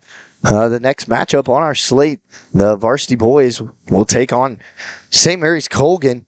And the boys come into this one still undefeated, 16-0. Galena's last time out. They were able to pick up the victory on Tuesday, 55-41 against Frontenac, thanks to a strong first half defensive effort. Got them out in front early and kind of cruised through the second half. Frontenac was able to knock down quite a bit of shots, scoring 35 of their points there in the second half. So Galena was able to fend them off and keep their offense going. But for Colgan coming into this game, rough patch, 7-9 on the season and 1-8 in league play. Their only win in league play coming against Baxter Springs, Baxter Springs, the first matchup against Galena this year. Baxter kind of created some problems there. They were able to knock some shots down in the first half, the game that was played at Baxter, and seemed like a legit team, but Baxter's kind of fell to the bottom half with Colgan at the towards the end of the season. And last matchup, last time Galena played St. Mary's Colgan, they trailed by 5 at halftime, and really, Colgan, they give 100% every play. They're diving on the ground for loose balls, trying to get that. And things like that can win you a lot of games. Also, what stood out last matchup was Colgan was willing to stand in there and take multiple offensive charges. I believe, I don't have an exact number, it was 4 or 5, one of those numbers for offensive charges they took. So I wouldn't be surprised to see them stand in front of a couple more tonight.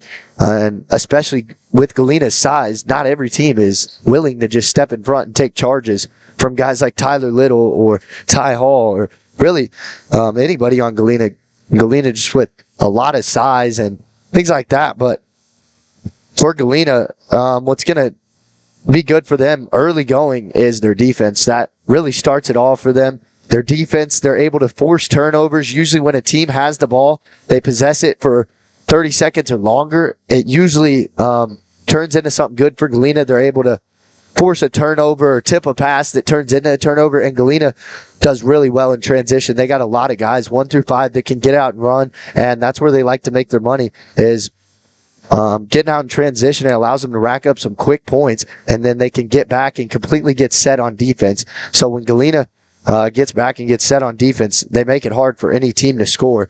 So that's some I'll be interested in is how Galena can handle some of Colgan's outside shooting tonight. Colgan showed they can knock down the 3 ball, but we're streaky. We saw them shoot the ball really well in the first half, and they started off that second half in the first matchup. They started off good, extending their lead, and then they kind of lost fire, and Galena completely changed the momentum, and that's when Galena's turnovers, the defense turned to offense. That's what helped get them back in the game, and also the streaky shooting. In that game, Tyler Little had 26 points. Jack Perry had 20. Those two guys helped him really get back in the game. And thanks to the streaky shooting of Galena, Galena could catch fire at any point. They got multiple guys that could shoot the three ball. I mean, I believe there's only one guy that isn't really a three-point shooter. It's Ty Hall. But anybody else on Galena's team can knock down the three-point ball. So that's what makes a team like Galena so hard to defend. They have the size, they have the shooting, and they have the defense, and they have the chemistry. Also, that's the most important part, the chemistry, and they have the veterans with 6 seniors on this team, 5 of them being key contributors to this team. The other one being Jack Perry. Those two guys we see a lot. Also, Malachi Wesley wasn't here last game. Didn't see a problem without him. Just saw some other guys getting increased minutes, and Botkin, we saw him get some more minutes, which will be a key contributor to Galena in the coming years. But this season, all eyes are focused on a state championship here in Galena for the Bulldogs. So we're about 6.5 minutes away. We're going to step away, and when we come back, we'll talk about some key players and some things we'll be looking for in tonight's game. All that coming up next on the Mercy pregame show. Do you have a construction project that just needs that custom touch? Are you looking for a contractor who can get it all done? Roof to floors and everywhere in between? Then call Dustin Sneed at DS Construction. With more than 20 years of industry experience, DS Construction specializes in new construction, roofing, renovations, and more. There's no job too big or small. For a free estimate, call DS Construction at 620-724-0209. That's 620-724-0209. Mercy Specialty Hospital in Southeast Kansas is an innovative healing environment for surgery, specialty care, physical therapy, imaging, and wellness programs. With all private rooms and spa-like surroundings, they offer a patient-centered experience like no other. Next door is Mercy Clinic Orthopedics that focuses on eliminating the discomfort caused by injuries and disorders of the bones, spine, and joints. You'll be treated at their full-service facility with state-of-the-art equipment. Both are centrally located in Galena, Kansas, near downtown Joplin to serve the 4 states area. Learn more at mercy.net. Roto-Rooter is proud to serve Southeast Kansas, offering sewer and drain cleaning, as well as septic and grease trap pumping 24 hours a day, 7 days a week. From toilet clogs to video inspections, sewer line repairs to complete replacements. To make an appointment, call 620-231-5630. That's 620-231-5630. Roto-Rooter, proud to support area high schools and student athletes. See the rad in names and numbers.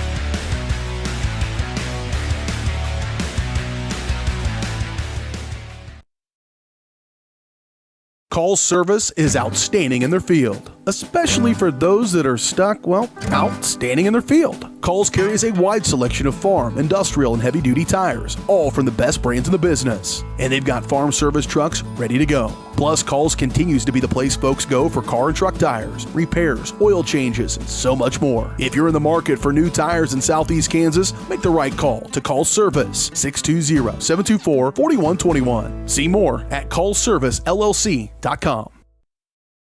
The farmer's friend in the field is Crop Care. With their industry-leading crop scouting, Crop Care can catch diseases, bugs, and other yield-robbing issues before they affect your bottom line. Crop Care also offers grid soil sampling and plant sampling with lab-tested results, giving you an unmatched advantage. With coverage across the entire region, Crop Care has insight that can help you avoid problems before they start. Give Kurt or Josh Harris a call at 620-687-4795. Crop Care, the name says it all.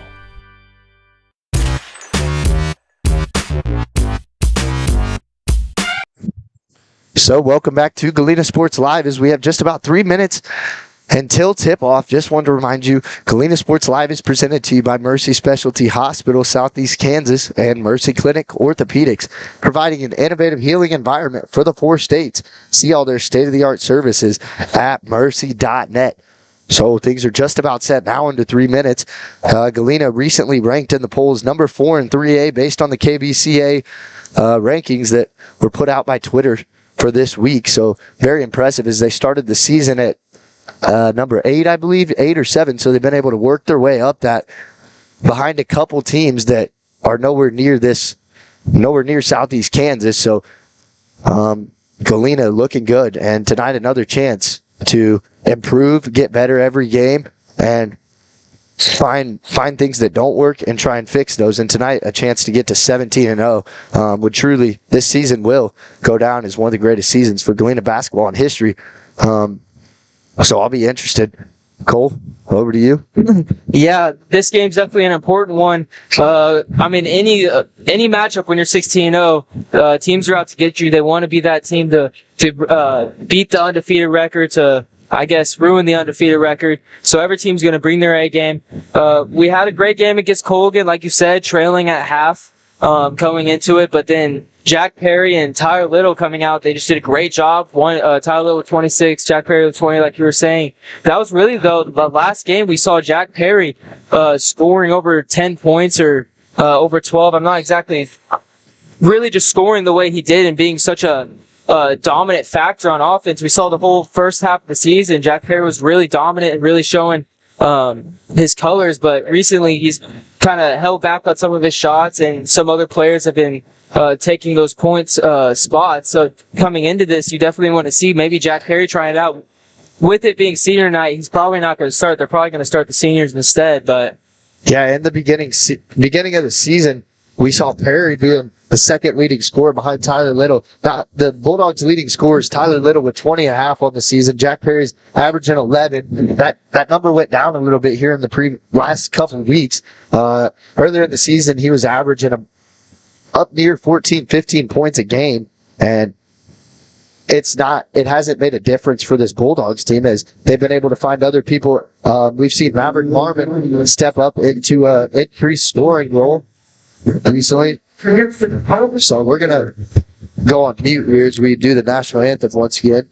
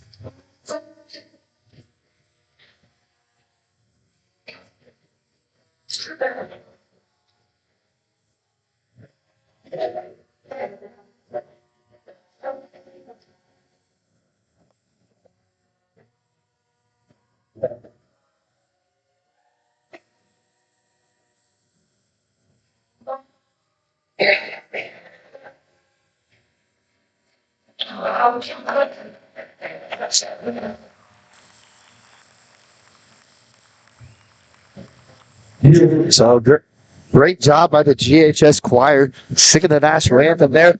I'm going to get some keys to the game for Galena. Starting off fast, playing with pace and creating space. Good things will happen if Galena can play with pace, keep the ball under control, and get out transition and score. Things like that work. And then for Galena, try and get the ball inside early and often. The Tyler Little, Malachi Wesley, Ty Hall, guys like that, work it inside, and that'll just open up a lot more open shots later in the game. So, and the last thing I got for Galena, don't underestimate Colgan being 1-8 league play.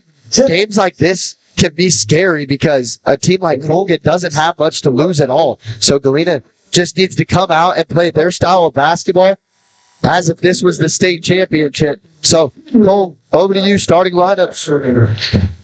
So to get started here with your Colgan Panthers starting lineup, we have number 1, junior Tucker Harrell. Number 2, senior Colin Hite. Number 3, junior Jack Schrimmer. Number 24, junior Gus Keller. And number 35, junior Tristan Voss. And for your Galena Bulldogs, we have number 2, Malachi Wesley. Number 3, Maverick Harmon. Number 11, Hadley Price. Number 50, Tyler Little. And Dunaway started instead of Little. oh, they had him as the six man out there. Yeah. Okay, so number 40, Isaiah Dunaway, and number 24, Ty Hall. Ty Hall is going to take this for the tip-off against Tristan Voss. Colgan winning the tip-off.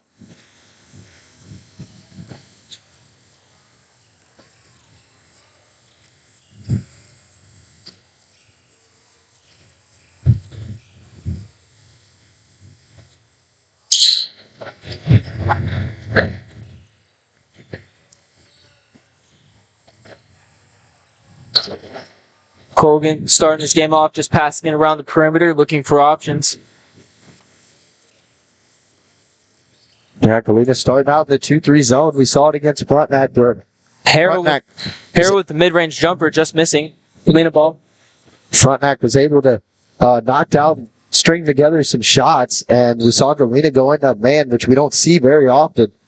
So it'll be interesting to see how the zone works out. It's worked out for a good part of the season. Malachi from the post with the 2-pointer.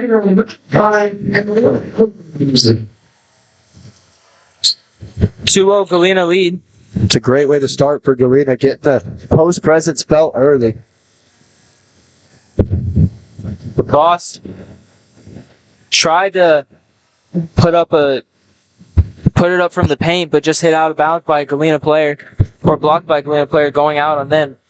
Keeps it a Colgan ball. Inbounds to Voss.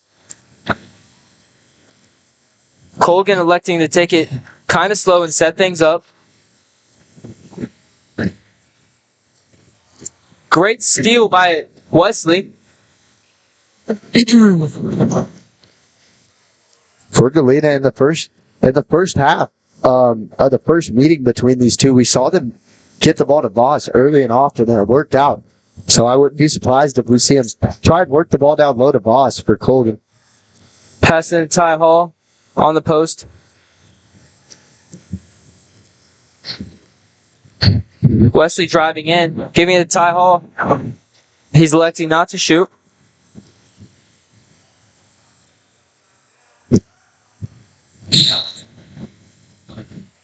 Out to Harmon from the corner. Just missing. Gets the rebound and put back for 2. Tough finish there, going through the contact.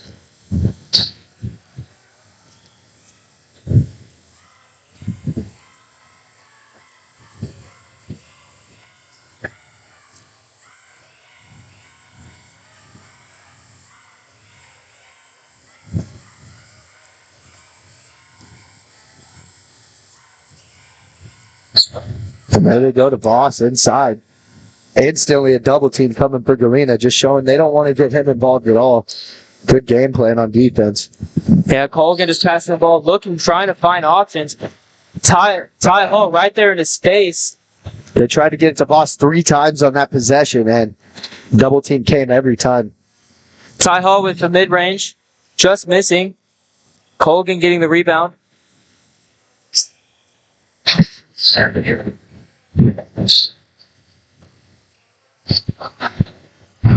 Height with the ball at the top of the key, trying to set things up for Colgan. They're really struggling to find openings on offense. Galena just showing how dominant they can be on defense and not allowing many gaps to be open.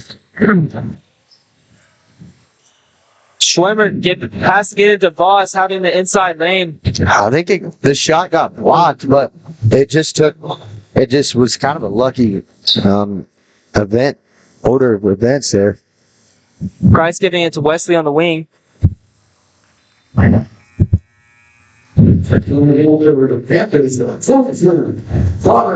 now Bulldogs 2 leading scorers starting off on the bench and now checking into the game. Definitely is going to provide a spark to the offense.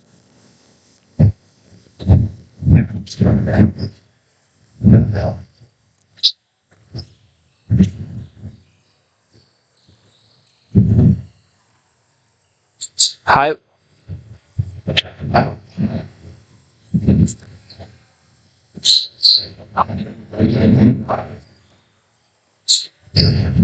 Harrell from the wing tries to take up a downtown three, but misses. Hogan with the rebound.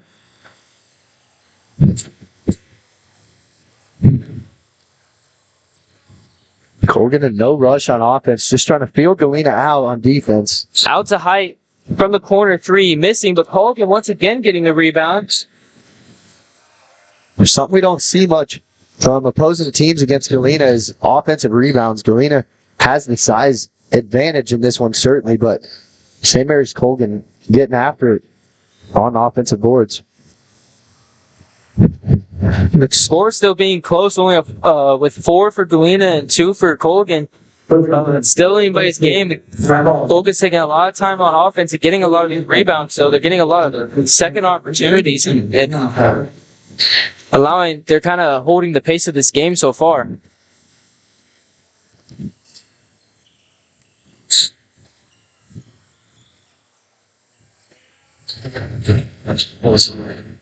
Keller attempting to drive out to Keller in the corner.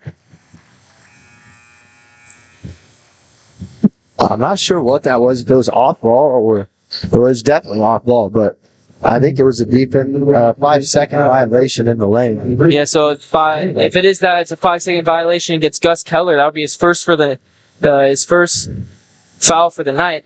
No, it's not a foul. It's just a violation turnover. They gave him a foul. Oh, they did. Yeah. So it must not have been 5 second. Over to Height. Colgan getting the steal there, and Height bringing it up for 2. Brings to a 4-4 score. Jack Perry driving in. The nice floater. Allowing the Galena to be up one position. Voss has it inside the paint. Tyler all over him, not allowing him to score. Jack Perry on the breakaway. Good job, not smart decision, not taking a shot. Gets it back to Howdy Price for a wide open 3. Great chemistry between Galena there, and great decision by Jack Perry, the young Jack Perry, to not take that shot and give it back to his teammate to take the wide open 3. Voss on the inside post, just missing. Yeah, every possession they're trying to get it to Voss and Colgan's trying to pound the ball inside, but Galena's just not letting it happen right now, making them shoot the perimeter shot. Attempted to tie a little, but him just hitting it outside the bounds.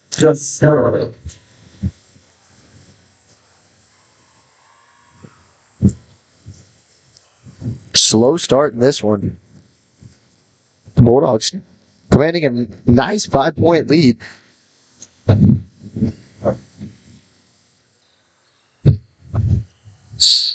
Colgan once again just passing around the perimeter, trying to find options. Out to Colin Height. She puts it up to 3 and makes it. Brings the lead only to 2 for Galena. Howdy Price passing it to Maverick. Wesley putting it up for 2. Getting the inside lane on the Colgan players. Skin Height just taking it slow. Colgan passing around the perimeter.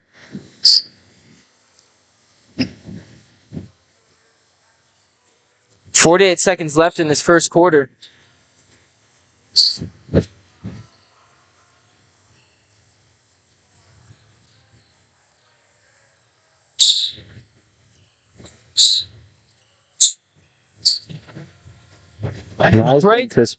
Great steal by Wesley. Driving up, passing it to Jack Perry up. I thought the finish was going to be a lot easier there, but Bulldogs able to retain possession. Yeah. Those kinds of opportunities are usually where Galena does really well in transition. Definitely smart for Galena. It's still a close game. 8 seconds left, but they're electing to take it slow and play conservatively. Jack Perry puts it up for 3, missing, giving Pulligan the ball with 2 seconds left. He throws it up.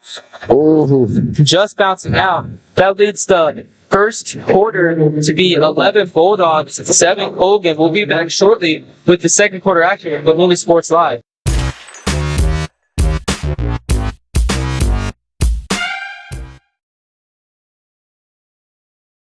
Mercy Specialty Hospital in Southeast Kansas is an innovative healing environment for surgery, specialty care, physical therapy, imaging, and wellness programs. With all private rooms and spa-like surroundings, they offer a patient-centered experience like no other. Next door is Mercy Clinic Orthopedics that focuses on eliminating the discomfort caused by injuries and disorders of the bones, spine, and joints. You'll be treated at their full-service facility with state-of-the-art equipment. Both are centrally located in Galena, Kansas, near downtown Joplin to serve the 4 states area. Learn more at mercy.net.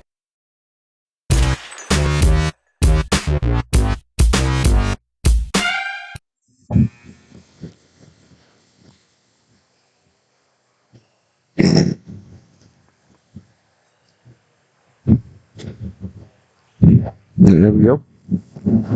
Welcome back to Galena Sports Live with second quarter action. We have Galena with 11 and Colgan with 7. It's a close game here. Galena showing a lot of promise on offense and defense, not really giving Colgan a lot of opportunities, but Colgan's doing a great job at recovering the ball and slowing down the clock. So that's why it's such a close game with a whole quarter being played, or such a low scoring game. Tylo now on the post. He puts it up for 2 and makes it, showing how dominating he can be in the post or anywhere in the paint, really. Yeah, huge mismatch down there. Tyler Lowe just backed him down. Great positioning. All they had to do was get him the ball, and it was an easy finish.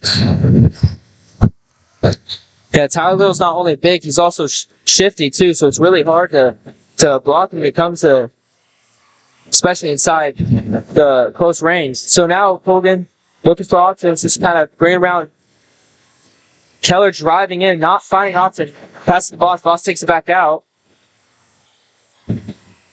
Harrell wide open for a 3. Switches it. 13 Galena, 10 Colgan. Perry now driving in. Looks like they're calling Perry out of bounds. So that gives the ball back to Colgan.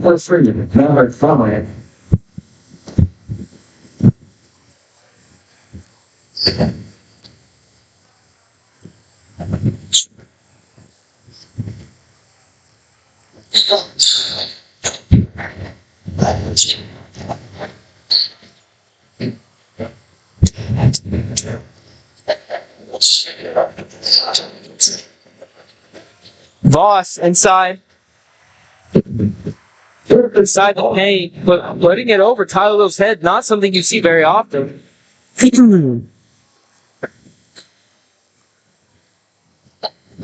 Galena now. Wesley at the top. Gives it to Hall at the top of the key.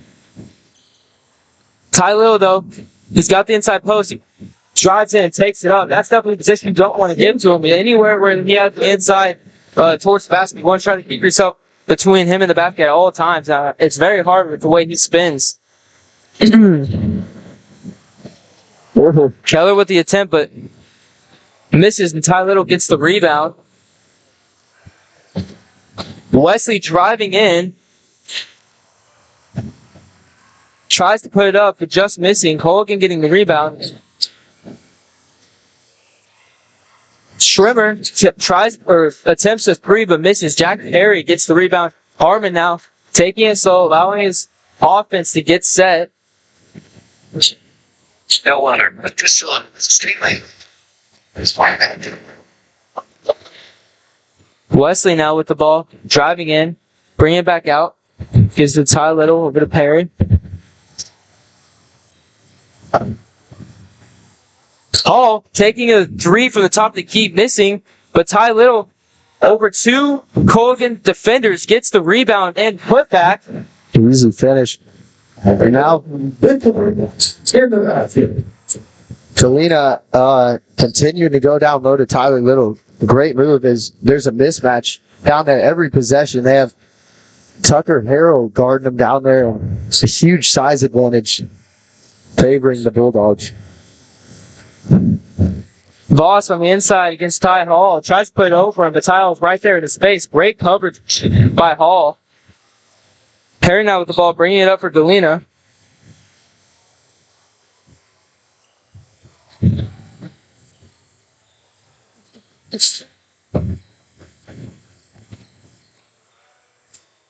Hall once again at the top of the key over to Harmon. Harmon in the corner. Now they're double teaming. Harmon with a three, just missing. Voss with the rebound. Hogan now with the ball.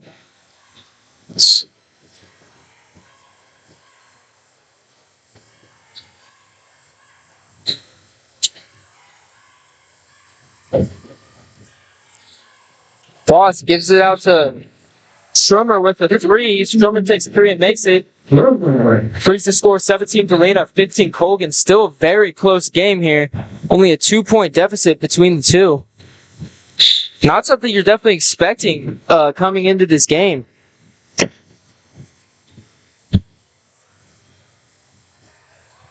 Wesley with a wide open three, just falling short, but Little with the rebound putback, getting push fouled on it. On the shot, he's going to get to take 2 free throws here. Foul by Galena, player number 1, Tucker Harrell.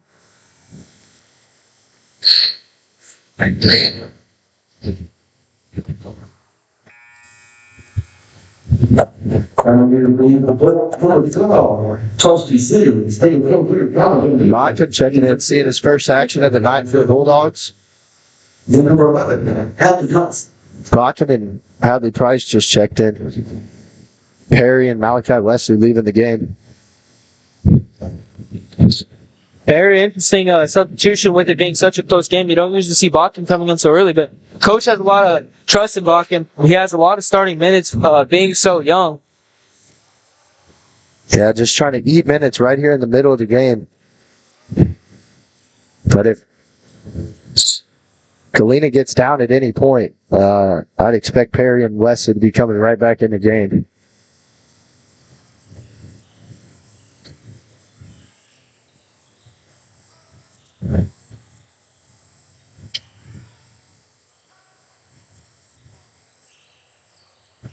Shot taken by Harrell, missing. I'm going to say Botkin touched it last. He kind of jumped. It was close if it tipped his hand or not, but ball still with the Colgan.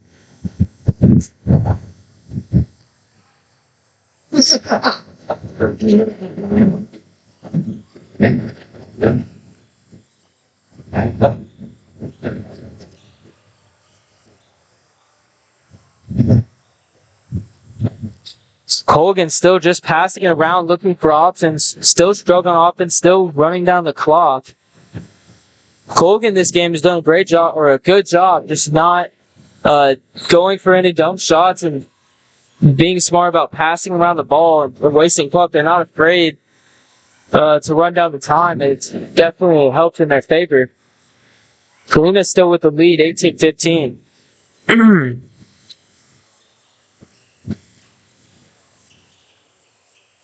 Schwimmer getting the inside angle on, or the inside on Galena, goes up for a shot. Looks like the two Galena players there fighting for the ball and actually hitting it out of bounds. It's been a long possession for Colgan. This is now the third opportunity. We saw that first shot go out of bounds. Botkin touched it. That time, Galena having trouble coming down with the rebound. Height inbounds again in for Colgan.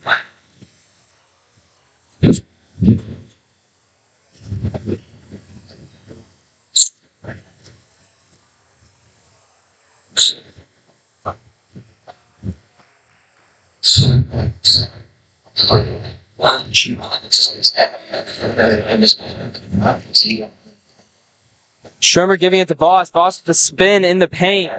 Getting it up to 2. That brings Galena only up by 1 point. 18 Bulldogs, 17 Panthers.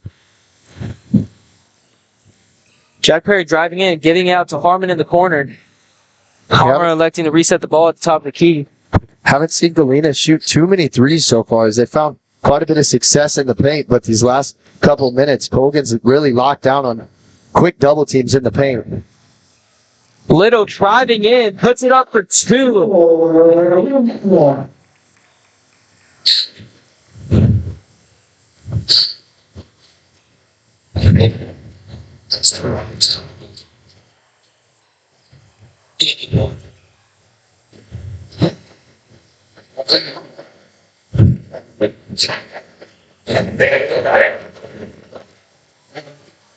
Colgan still really just taking it slow. It's still 20-17, so it's not too low scoring of a game, but not the fast pace that we're used to seeing. Keller driving in, just missing. Galena getting the rebound. Oh. Jack Perry just overthrowing his teammate there. Now what Galena wanted, there's about 20 seconds left. Yeah, and Schreiber driving Chance in. to capitalize here, though. A hook shot, putting it in. That brings the deficit only 1. 8 seconds left. Galena, we're definitely looking for a Galena score here to end the half. 3 seconds, 2 seconds left. 1. They're getting called on the shot or on the ground. They're pointing at the ground. Yeah, they're getting called on the ground. So definitely 0.8 seconds. They're going to call that on the ground. So Galena's got to get in and put it up right away.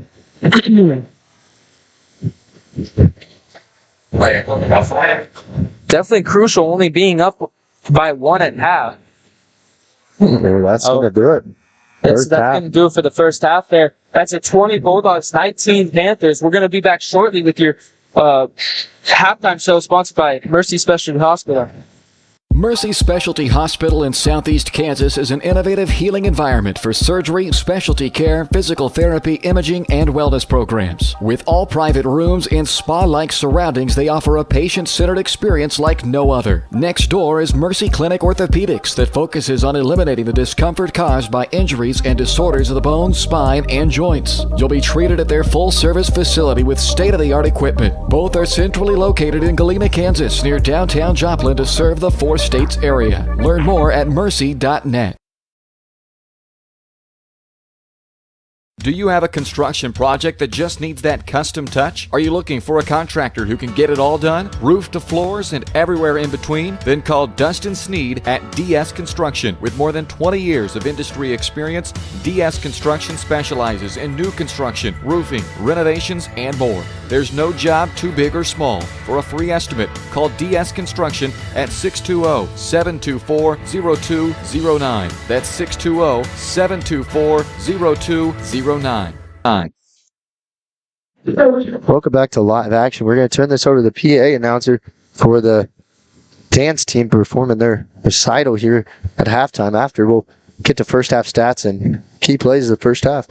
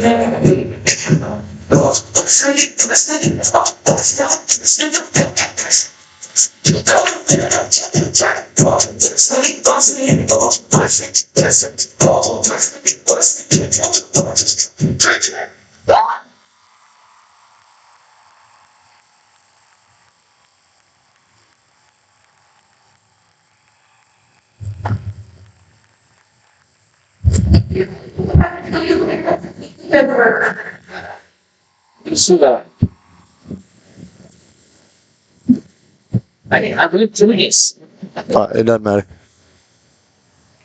So welcome into the halftime show presented to you by Mercy Specialty Hospital, Southeast Kansas, and Mercy Clinic Orthopedics, providing an innovative healing environment for the 4 states. See all their state-of-the-art services at mercy.net. So we've reached the halfway point in this game. Leading scorer for the Bulldogs, Tyler Little with 9. Tyler Little, the only scorer in the second quarter for the Bulldogs. Found a lot of different options. Had 5 different scores in the first half and a variety of scoring in the first half. But for Galena, they started off strong, and it looked like they were going to run. They wanted to run away with it. They found a little bit of something where they were getting it to Little in the post, and then Colgan started double teaming them, and their offense kind of went to a stalemate, and it has us tied up at half now. Still And for Galena, their 3-point shooting's got to get going at some point. We've seen them knock down 1-3. That was Hadley Price knocking it down. I'd like to see them get some more open looks because Colgan's really committing into the paint, trying to stop Galena's interior defense. And so I think Galena could benefit from some 3-pointers. And anybody on the court for them can shoot them. They have at least 3 different guys that can shoot 3-pointers that are pluses, better than average for sure. So I'll be interested to see what they come out and do in the second half. Low scoring first half though for the Bulldogs. Yeah, for the most part, what we've seen for at least the first half of the season, most of the season is great 3-point shooting and great shooting all around from all sides of the court. Jeff Perry, for example, driving in, he would always have those mid-range jumpers that we were so used to at the first half of the season. And they were so versatile in every other part. And then Tyler was almost just like an addition to the other aspects of the team, like the 3-point. Then you had Tyler Little on the inside. But now it's almost coming down to Tyler Little being such a dominant actor, especially the second quarter, that we're not really seeing much action from the 3-point for Galena. And I'm not sure if it either comes down to the way Colgan's running their defense, or maybe if it just comes down to a different play style for Galena. But we definitely, one thing I want to see is a lot more 3, like you were saying, is a lot more from the 3-point. Yeah, on the defensive side for Galena, it's been pretty good all around. It's been, I'd say it's good, but they need to focus on the rebounds. They've given Colgan, there's been a couple possessions where Colgan's had 2, 3, 4 chances, and we just haven't seen that much from this Galena team allow that amount of offensive rebounds. And Colgan's boxing out. They're hustling after every ball, and right now, they hustled enough to keep themselves in this game. So Galena really needs to get active on those defensive boards. And Galena has been on the offensive boards. They've had multiple second chance points, which is really what levitates this offense and takes them to the next level. So stay active on those offensive boards, but limit Colgan's, because those can hurt you. Extra shots turn out to be crucial once we get down to crunch time in this game. Coming out of half here too, they did a score adjustment, so it's actually tied between Galena and Colgan. Or what we're assuming is a score adjustment, because it was 19.5 for Colgan. I'm not sure. They added a point on. And if that's the case, that's a tie game. That's the second time that Colgan's come in the standing against Galena. Not something that Galena is very used to on the season. So yeah, but for Galena, in better position than they were in the last matchup, coming out of the locker room tied instead of down 5 like they were in the last matchup. So now the final 16 minutes of play begin now. St. Mary's will get the ball first. all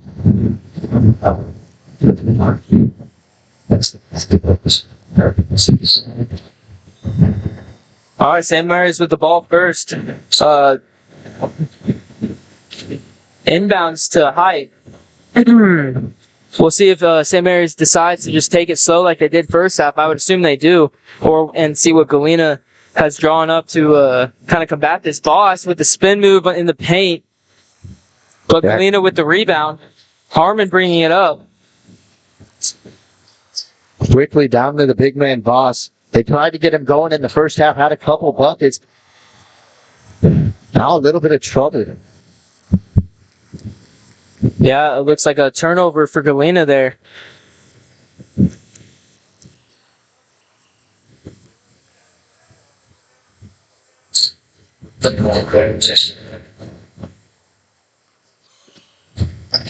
Colgan.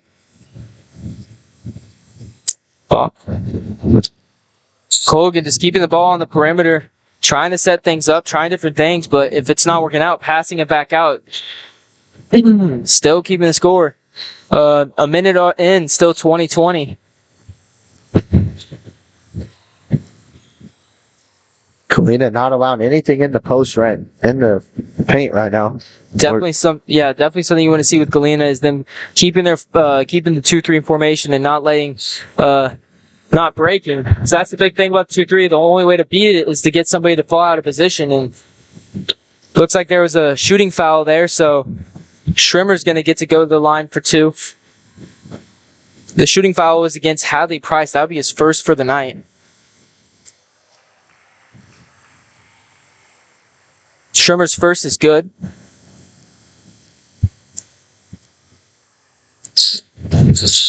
Schirmer, second not it. That puts him at 1 and 2 for free throws for the night.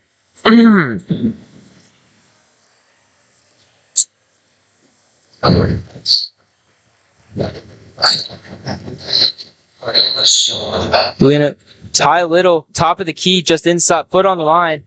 The ball rolls out. Colgan rebounds.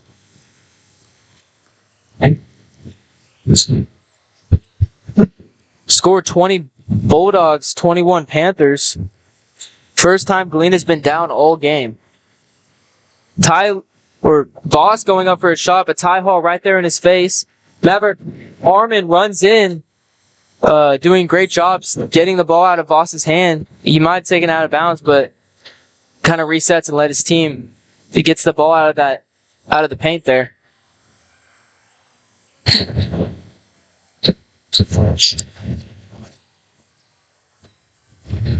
Voss once again inside the paint. Looks like another foul called against Galena on Schirmer. They're going to call on the floor.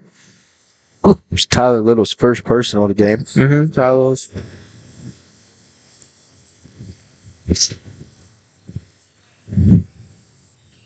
Harrell with the 3, misses. Harmon with the rebound. Harmon getting pressed. Nice handles coming down the court. Yep.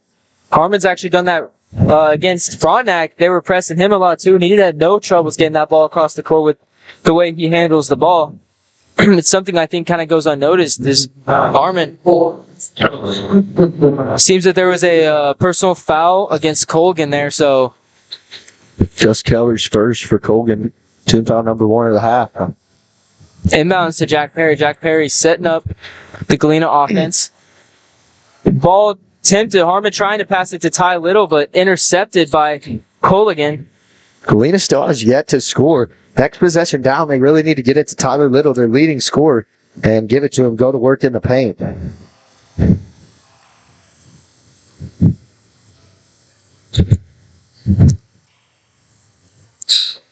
Yeah, Colgan bringing just a lot of intensity and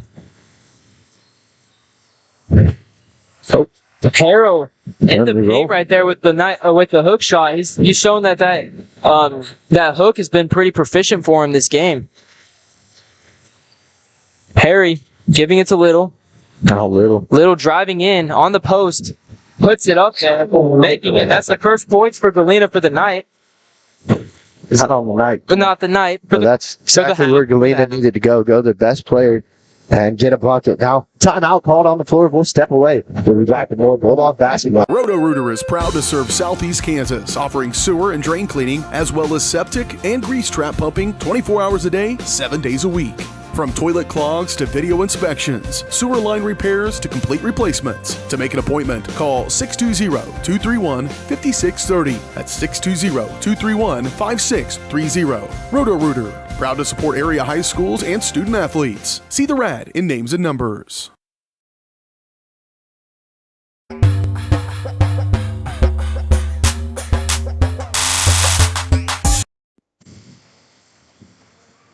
Whoa.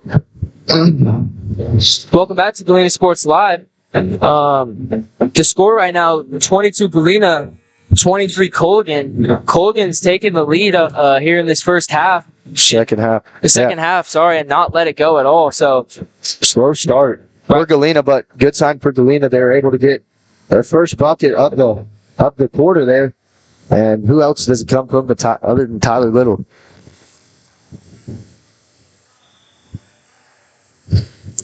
Colgan looking to inbound it here, but Galena Galena with the full press. Playing man, it's definitely different than what we're used to. And difference, definitely something that we're probably looking for. Yeah, there's enough pressure. We don't see Galena press a lot because it doesn't allow them to fully get back and set their defense. And when they do that, they do very good. But there, it kind of threw Colgan out of their rhythm. Didn't allow them to get into a half-court set. Well, also, they played man instead of 2-3. A 2-3 is hard to set up when you're doing a full press like that. But playing man like that, everybody has their stays on their man. And I think with the matchups that Galena has, it's definitely viable for them to be able to play man because they have the athletic ability to be able to keep up with other players on every single position. But Galena here, just passing it around, looking for openings. Ty Little driving in on the post, takes it up, puts it up for 2. Finish. 4 for the half. Ty Little already. Little utilized that spin move so well. He just feels the defender's weight, and he bounces off it straight to the hoop. Galena going, Voss driving in, electing to pass it out to Harrell, but looks like he was fouled on the shot. So he's going to get to go to the free throw line for 2. He was fouled by number 2, Malachi Wesley, for his first for the night.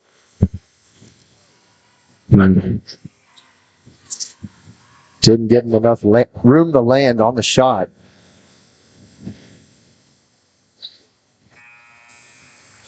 Oh no, it was Van Leclerc. Van Beclair. Thank you, Cooper. I was struggling with that one. Long words. So his first is good. 24-24 now. Tied. Second free throw good as well. That puts Colgan in the lead once again. It's a back and forth battle between these two teams. Only 4 points scored halfway through this, over halfway through this third quarter. 4 points scored for each team, well, 5 for the other one.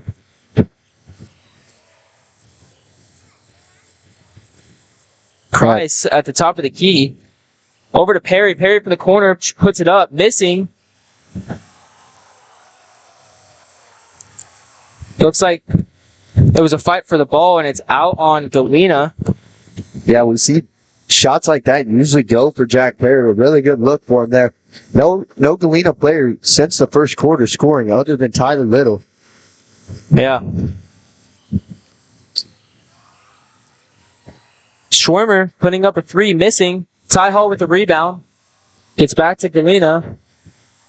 Terry bringing the ball back, giving it to Little. Little out to Price. Price up for 3. Missing. But Little with the rebound, put back and in.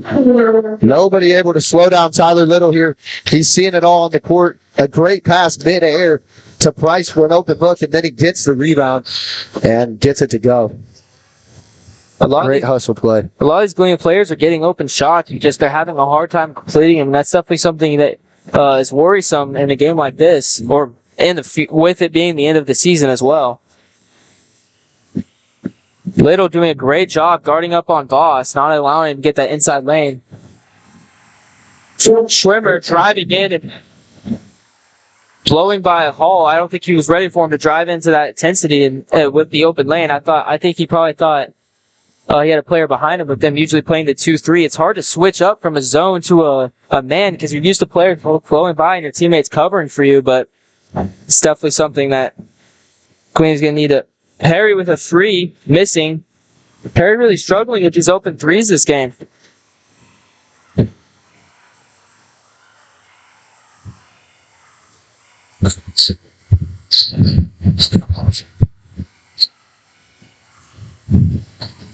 Morgan passing around. Player falling on the ground. Travel called. Calling a travel. Called by the refs, and now it's Galena ball. 26 Bulldogs, 27 Panthers.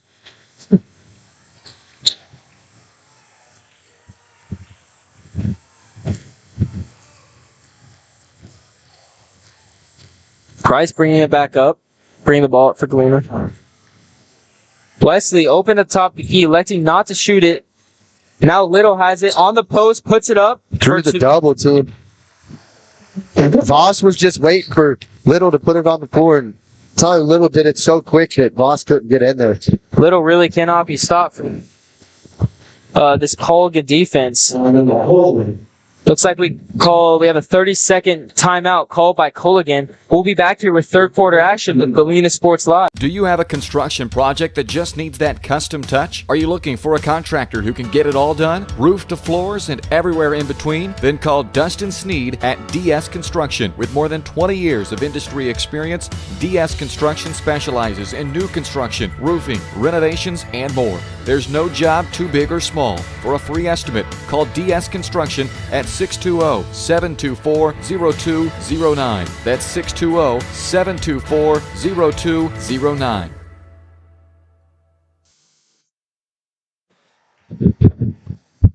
Welcome back to live action. 101 to play in the third quarter. Bulldogs lead it by 1. St. Mary's Colgan to inbound here.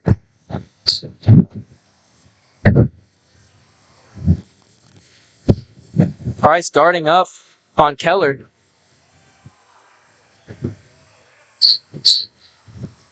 Colgan trying to create mismatches. Fouls are called. I don't know if they're calling it on the floor. The referee's holding his fingers up. We're going on the shot. Oh, so they're going to call it on the shot. So Hyatt gets to go for 2 free throws here. The call was against Jack Perry. That's his first for the night.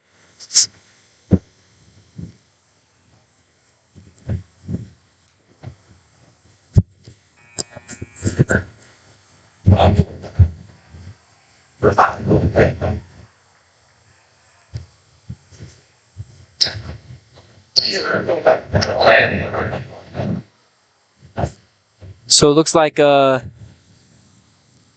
Hall was subbed out for Maverick Harmon during that timeout call. Maverick Harmon now bringing it up for Galena. Haidt makes his second free throw. That puts it 28 Galena, 28 Panthers. A tied game. Ty Little getting the inside on Culligan, putting it up for another 2 points. That's all the points for Galena so far in this half and last quarter. So he has had all the points for a while now. No one able to guard him in the paint. Panthers an answer their own. Yeah, Schremer driving in and really just trying to outspeed Wesley and get in that inside angle. And he drove in and put it up for 2. Still 30-30 between these two teams.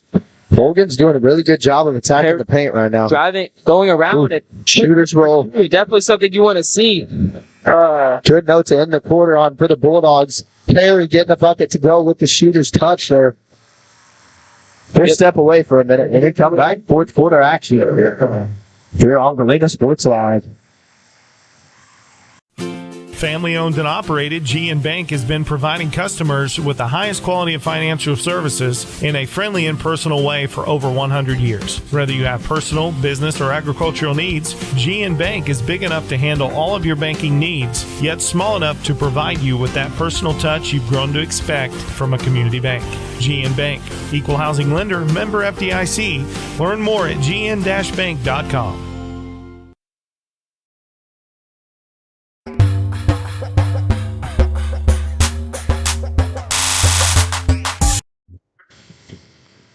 Welcome back to Galena Sports Live. 8 minutes of play left. Bulldogs lead by 2. And 8 minutes left to settle this CNC matchup. Bulldogs won the first meeting. And still either team's game. Bulldogs scoring coming from Tyler Little only in the third quarter and the second quarter. Yeah, it was a 18-point go before Jack Perry just scored before the end of that third quarter. So that's true. And that was the start of him scoring, was the start of that 18 points. He didn't have a single point before then either. Yeah. Went scoreless in the first quarter. Before that, we saw scoring from 4 different players. So a whole starting lineup of scorers, and then it kind of just dropped off. For Galena, I wouldn't be surprised if we see this lineup for a majority of this quarter if they're going to stick to man, because it matches up a lot better with size and speed against Colgan. Colgan being a smaller team, Galena elected to go a little bit smaller and put Ty Hall on the bench for now. We'll see what they decide to do. Yep. Ty Little fouled inside the paint there. It's on the floor, so foul was against number 35, Tristan Voss, for his second foul of the game. Ty Little open from the three-pointer. Just missing, rolling around. Colgan gets the rebound. Wesley guarding up on Schrimmer. Schrimmer's been a massive part for Colgan so far this game.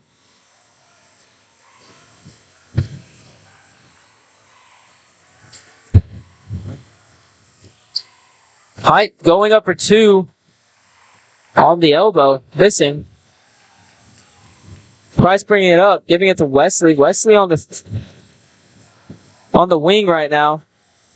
Giving it to Little on the corner. Out to Harmon. Harmon driving in. Getting fouled on his shot. He gets to go for 2 free throws here. Foul was against number 3. That was a good pump fake by Maverick Harmon there. The defender was already shading towards Price, but Harmon pump faked and had an easy lane to the hoop, getting him to the line. Yeah. First free throw's good for Harmon. In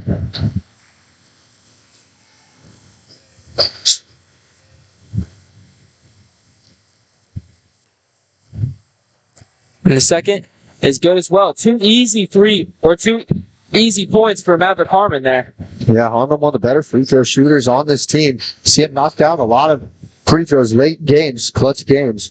Tonight, it's going to be a close one down to the wire. Now you hear the home crowd bringing some energy.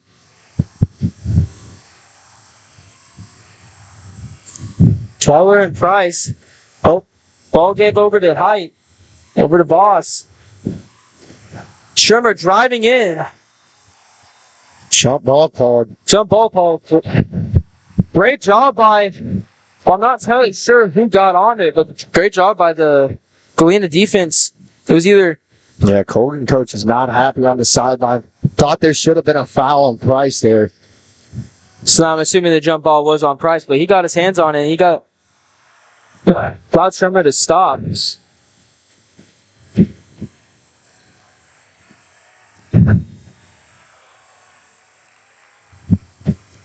So it looks like they're going to call a foul on Malachi Wesley. A push foul. Yeah, it was off the ball. Height was kind of coming over the screen. Wesley tried to go through the screen, so call him for Height throwing in the ball for Colgan.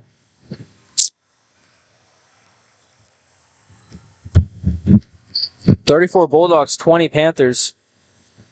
Colgan still being patient.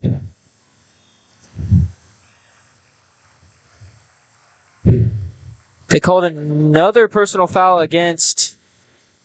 It turns out to be a smart foul because Voss was looking to get the ball down there on the block to Keller, who was wide open. Definitely scary how Keller was wide open. I saw that too. And definitely a foul in Galena's favor there. The foul was against number 11, Hadley Price, for a second for the night. Colgan, a long possession here. Next foul Galena commits, Colgan will be shooting a 1-and-1.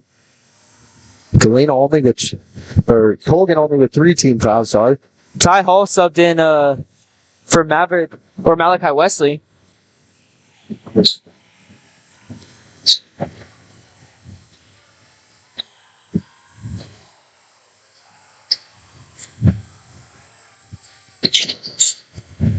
Schrimmer over to Voss, and Voss up to Keller.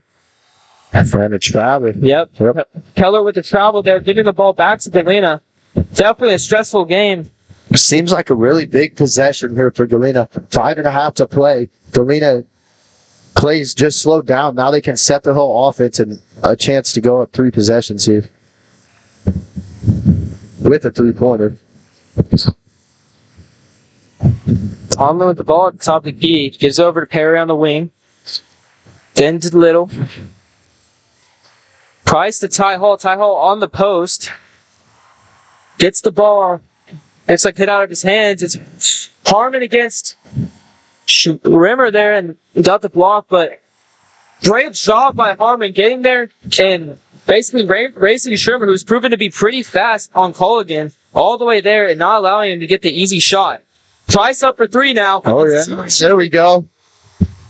That brings Big us to time shot for Price and a timeout. 30 Panthers.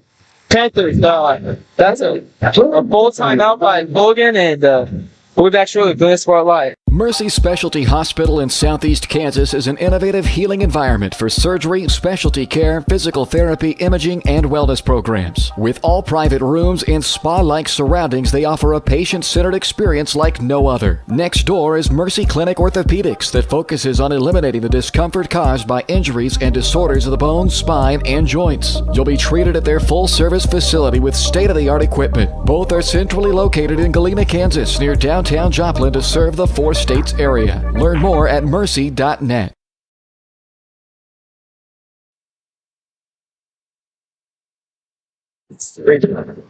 Welcome back to Galena Sports Live. Sorry about me kind of just losing all my words there. It's just that 3 was amazing by Hadley Price, and definitely a comeback for him. He hasn't had a point since the first quarter and comes back with that 3, and definitely good to see because that puts Galena in a very safe position, 37-30.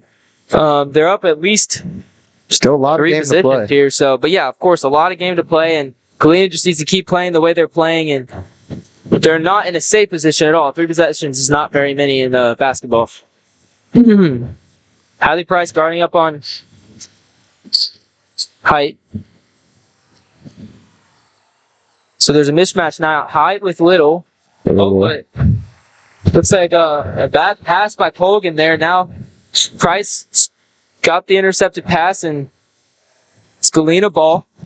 now. Probably going to see Galena try and take some time off that clock. Definitely something they've done with a lot recently with these games. Harmon taking a very contested 3, but Another timely shooting for the Bulldogs. Price first, now Harmon in a big time way.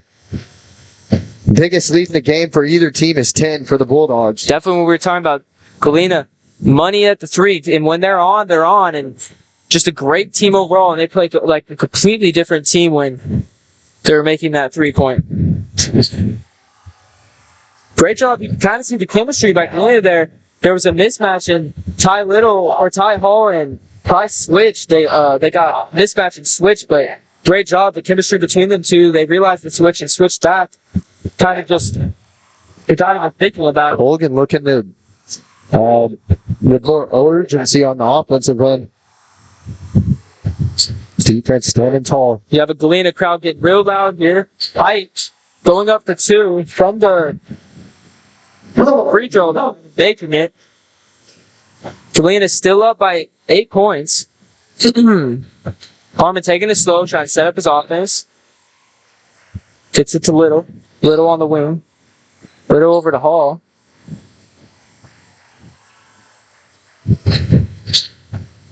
If I were Hall, I would just hold it here. They're not guarding up on him. He could waste some time up there at the top of the key. Price with a 3. Just barely missing. But brought the house rebound.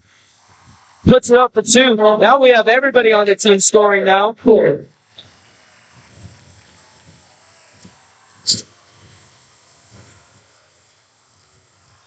We'll mute.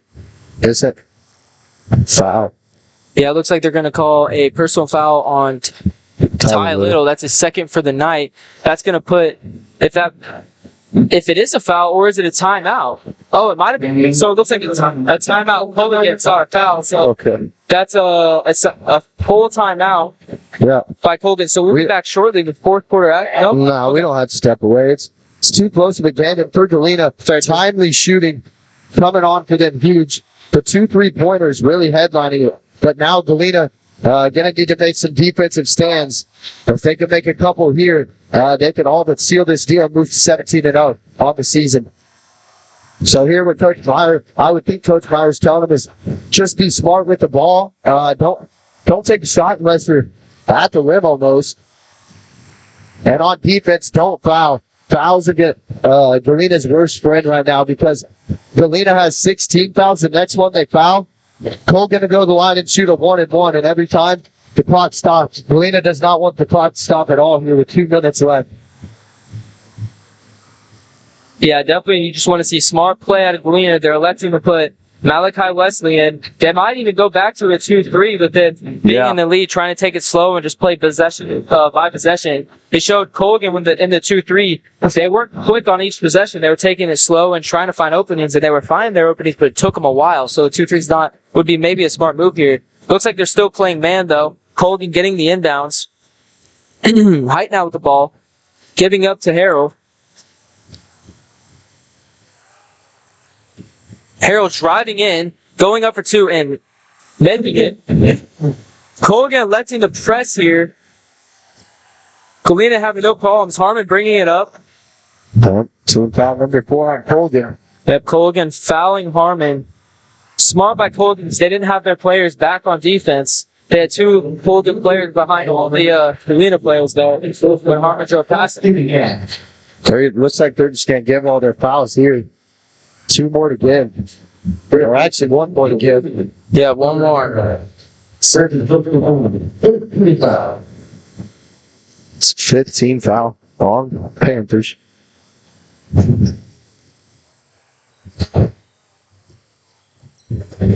They're not giving up this one.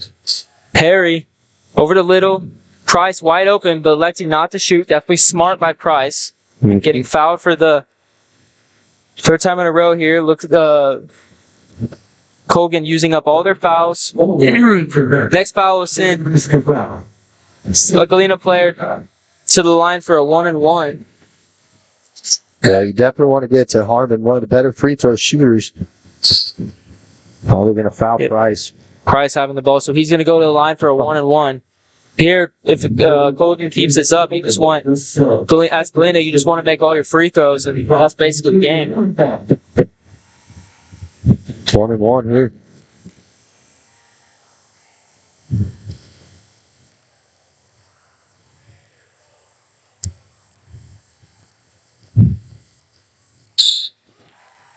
Big time free throws here. Definitely great thing to have in games like this is good free throw shooting, and that Galena has.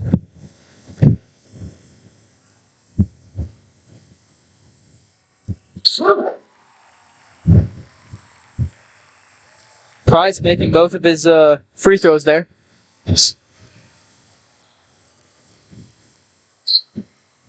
Schwimmer going up, getting fouled.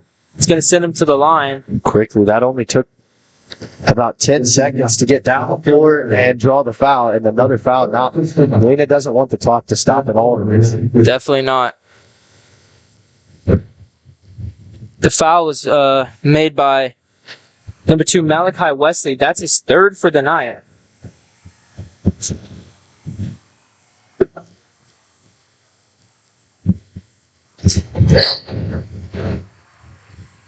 Colgan, full press.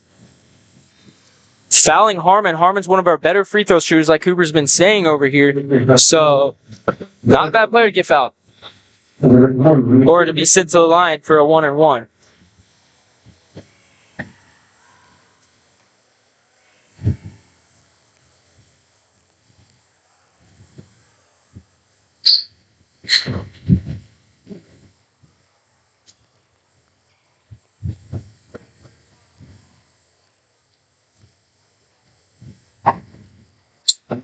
Harmon missing his first, so he's not going to get the chance for the second. Travel. Travel. Colgan. That's a break there. Yeah, for sure. Definitely, because, I mean, Colgan, you don't want to take it too fast when you're in these stressful positions. Only a minute 26, he was just trying to get the ball down there, and he probably just didn't even think about it. So Little inbouncing it in, trying to find an opening, gets it to Harmon. Harmon's going to go to the line again. 1 second ticked off the clock there. 19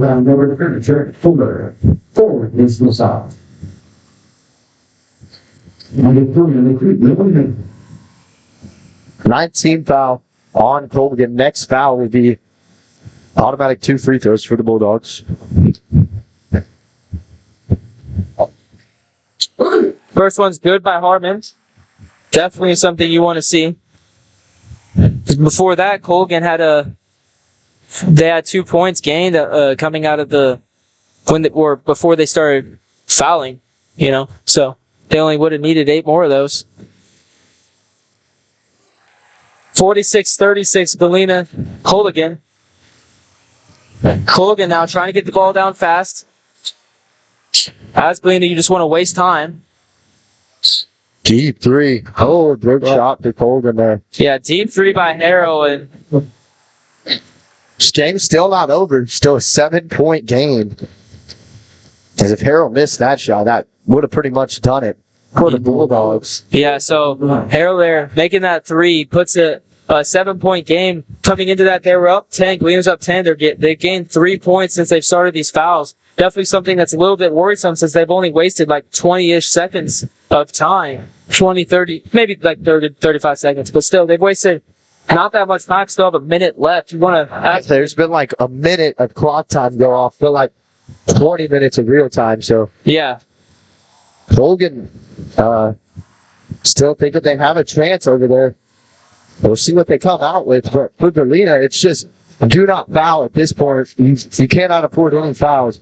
And they know that when they get the ball, catch the ball, be strong, and get ready to go to the line.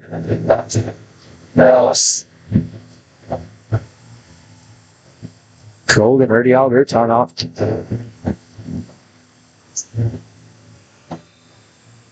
Sihal will be on the bench for the Bulldogs. Galena trying to keep their better free throw shooters in the game. Tyler Little to inbound.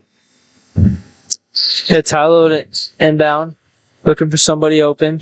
Gets it to Malachi Wesley. Last tip nearly.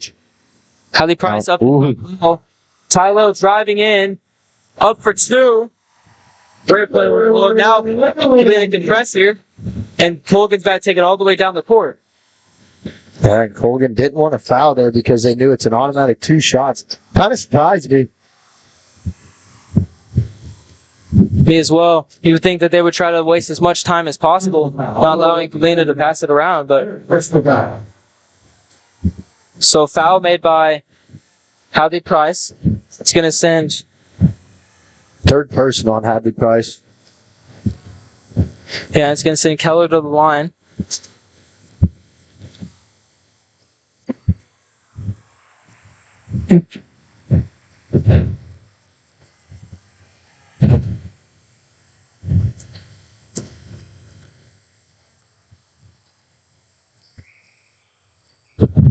So Keller making both of his one and one.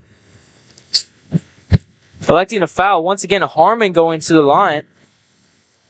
Quick foul. That one took only 1 second off the clock again. Yeah.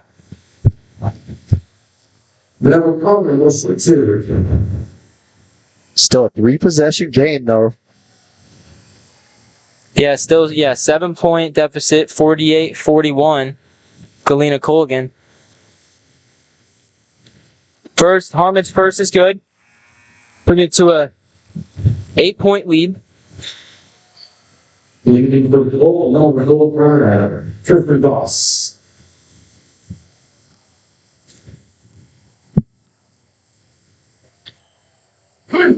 the second one's good as well.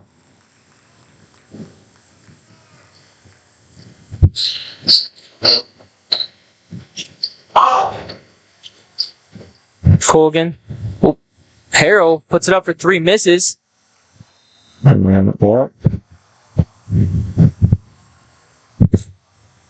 So Wesley fouled on that. It's going to bring Wesley to the line.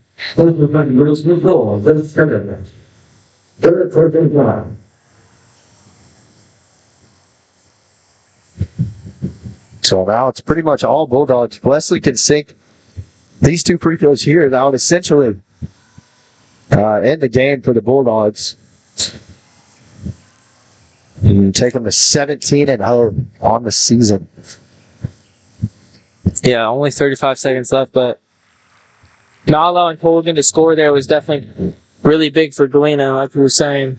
Dunaway is going to check back in the game here on senior night. One of the 6 seniors on this team for the Bulldogs.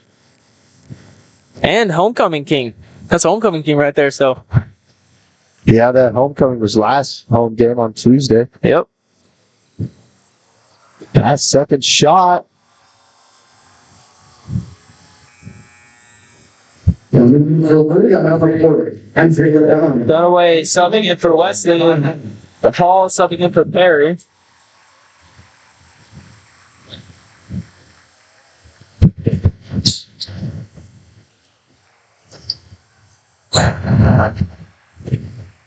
Timeout by Hooligan here. Yes, timeout on the floor. We'll step away for a minute. We'll come back here in 30 seconds. Roto-Rooter is proud to serve Southeast Kansas, offering sewer and drain cleaning, as well as septic and grease trap pumping 24 hours a day, 7 days a week. From toilet clogs to video inspections, sewer line repairs to complete replacements. To make an appointment, call 620-231-5630. That's 620-231-5630. Roto-Rooter, proud to support area high schools and student athletes. See the rad in names and numbers.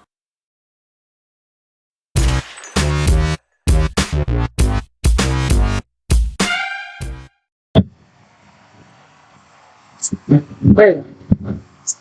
Keep it sex right. Oh, that was a missile. Throwing out a bunch of t-shirts up here. So now a little inbound for the Bulldogs. Little to Dunaway. Oh, just out of his hands. That was like a football play they drew up in the huddle, and it just couldn't reel it in. Had a wide open layup at the other end. Yeah, Dunaway put on those burners and blew past Keller there. Wide open. Did hit his hand, though, so a little bit of time went off the clock, about 2 seconds. Colgan going up for three, missing. Right now with the ball, bringing it They're back. not going to foul. That's going to do it. So Bulldogs are going to win it. Move to 17-0 on the season.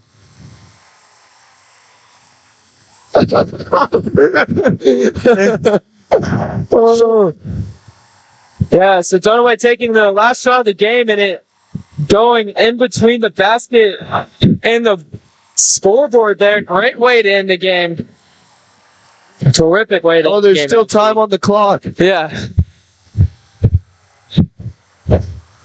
It looked good from up here. Yeah, definitely I not wasn't something. expecting that.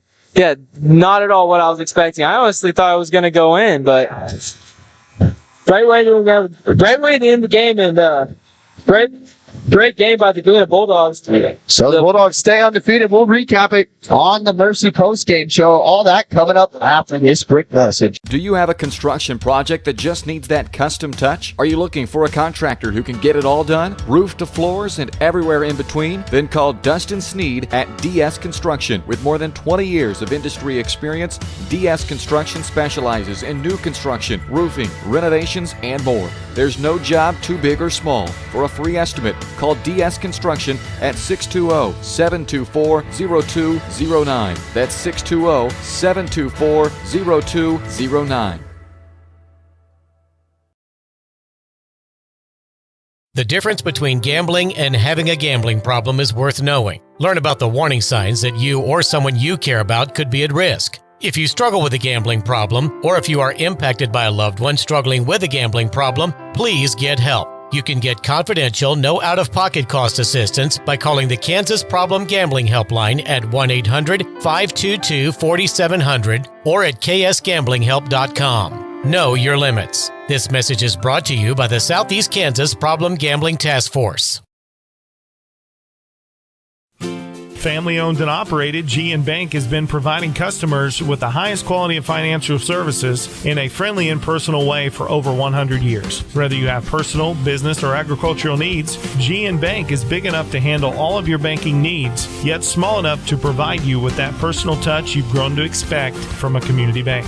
GN Bank, equal housing lender, member FDIC. Learn more at gn-bank.com. The difference between gambling and having a gambling problem is worth knowing. Learn about the warning signs that you or someone you care about could be at risk. If you struggle with a gambling problem, or if you are impacted by a loved one struggling with a gambling problem, please get help. You can get confidential, no out-of-pocket cost assistance by calling the Kansas Problem Gambling Helpline at 1-800-522-4700 or at ksgamblinghelp.com. Know your limits. This message is brought to you by the Southeast Kansas Problem Gambling Task Force.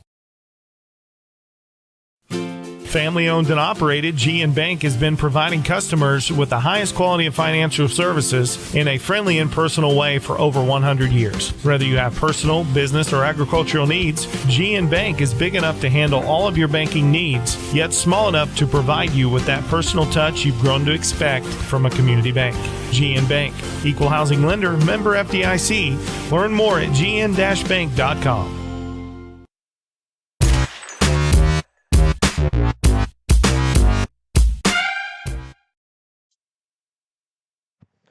Welcome in to Galena Sports Live. Welcome to the post-game show presented to you by Mercy Specialty Hospital, Southeast Kansas, and Mercy Clinic Orthopedics, providing an innovative healing environment for the 4 states. See all their state-of-the-art services at mercy.net. All right, so I'm going to send it over to Cole for the stats to start off here. Yeah, so coming into this game for our leading scorers. Sorry, 1 second. I accidentally got a... Okay, so for this game, we have...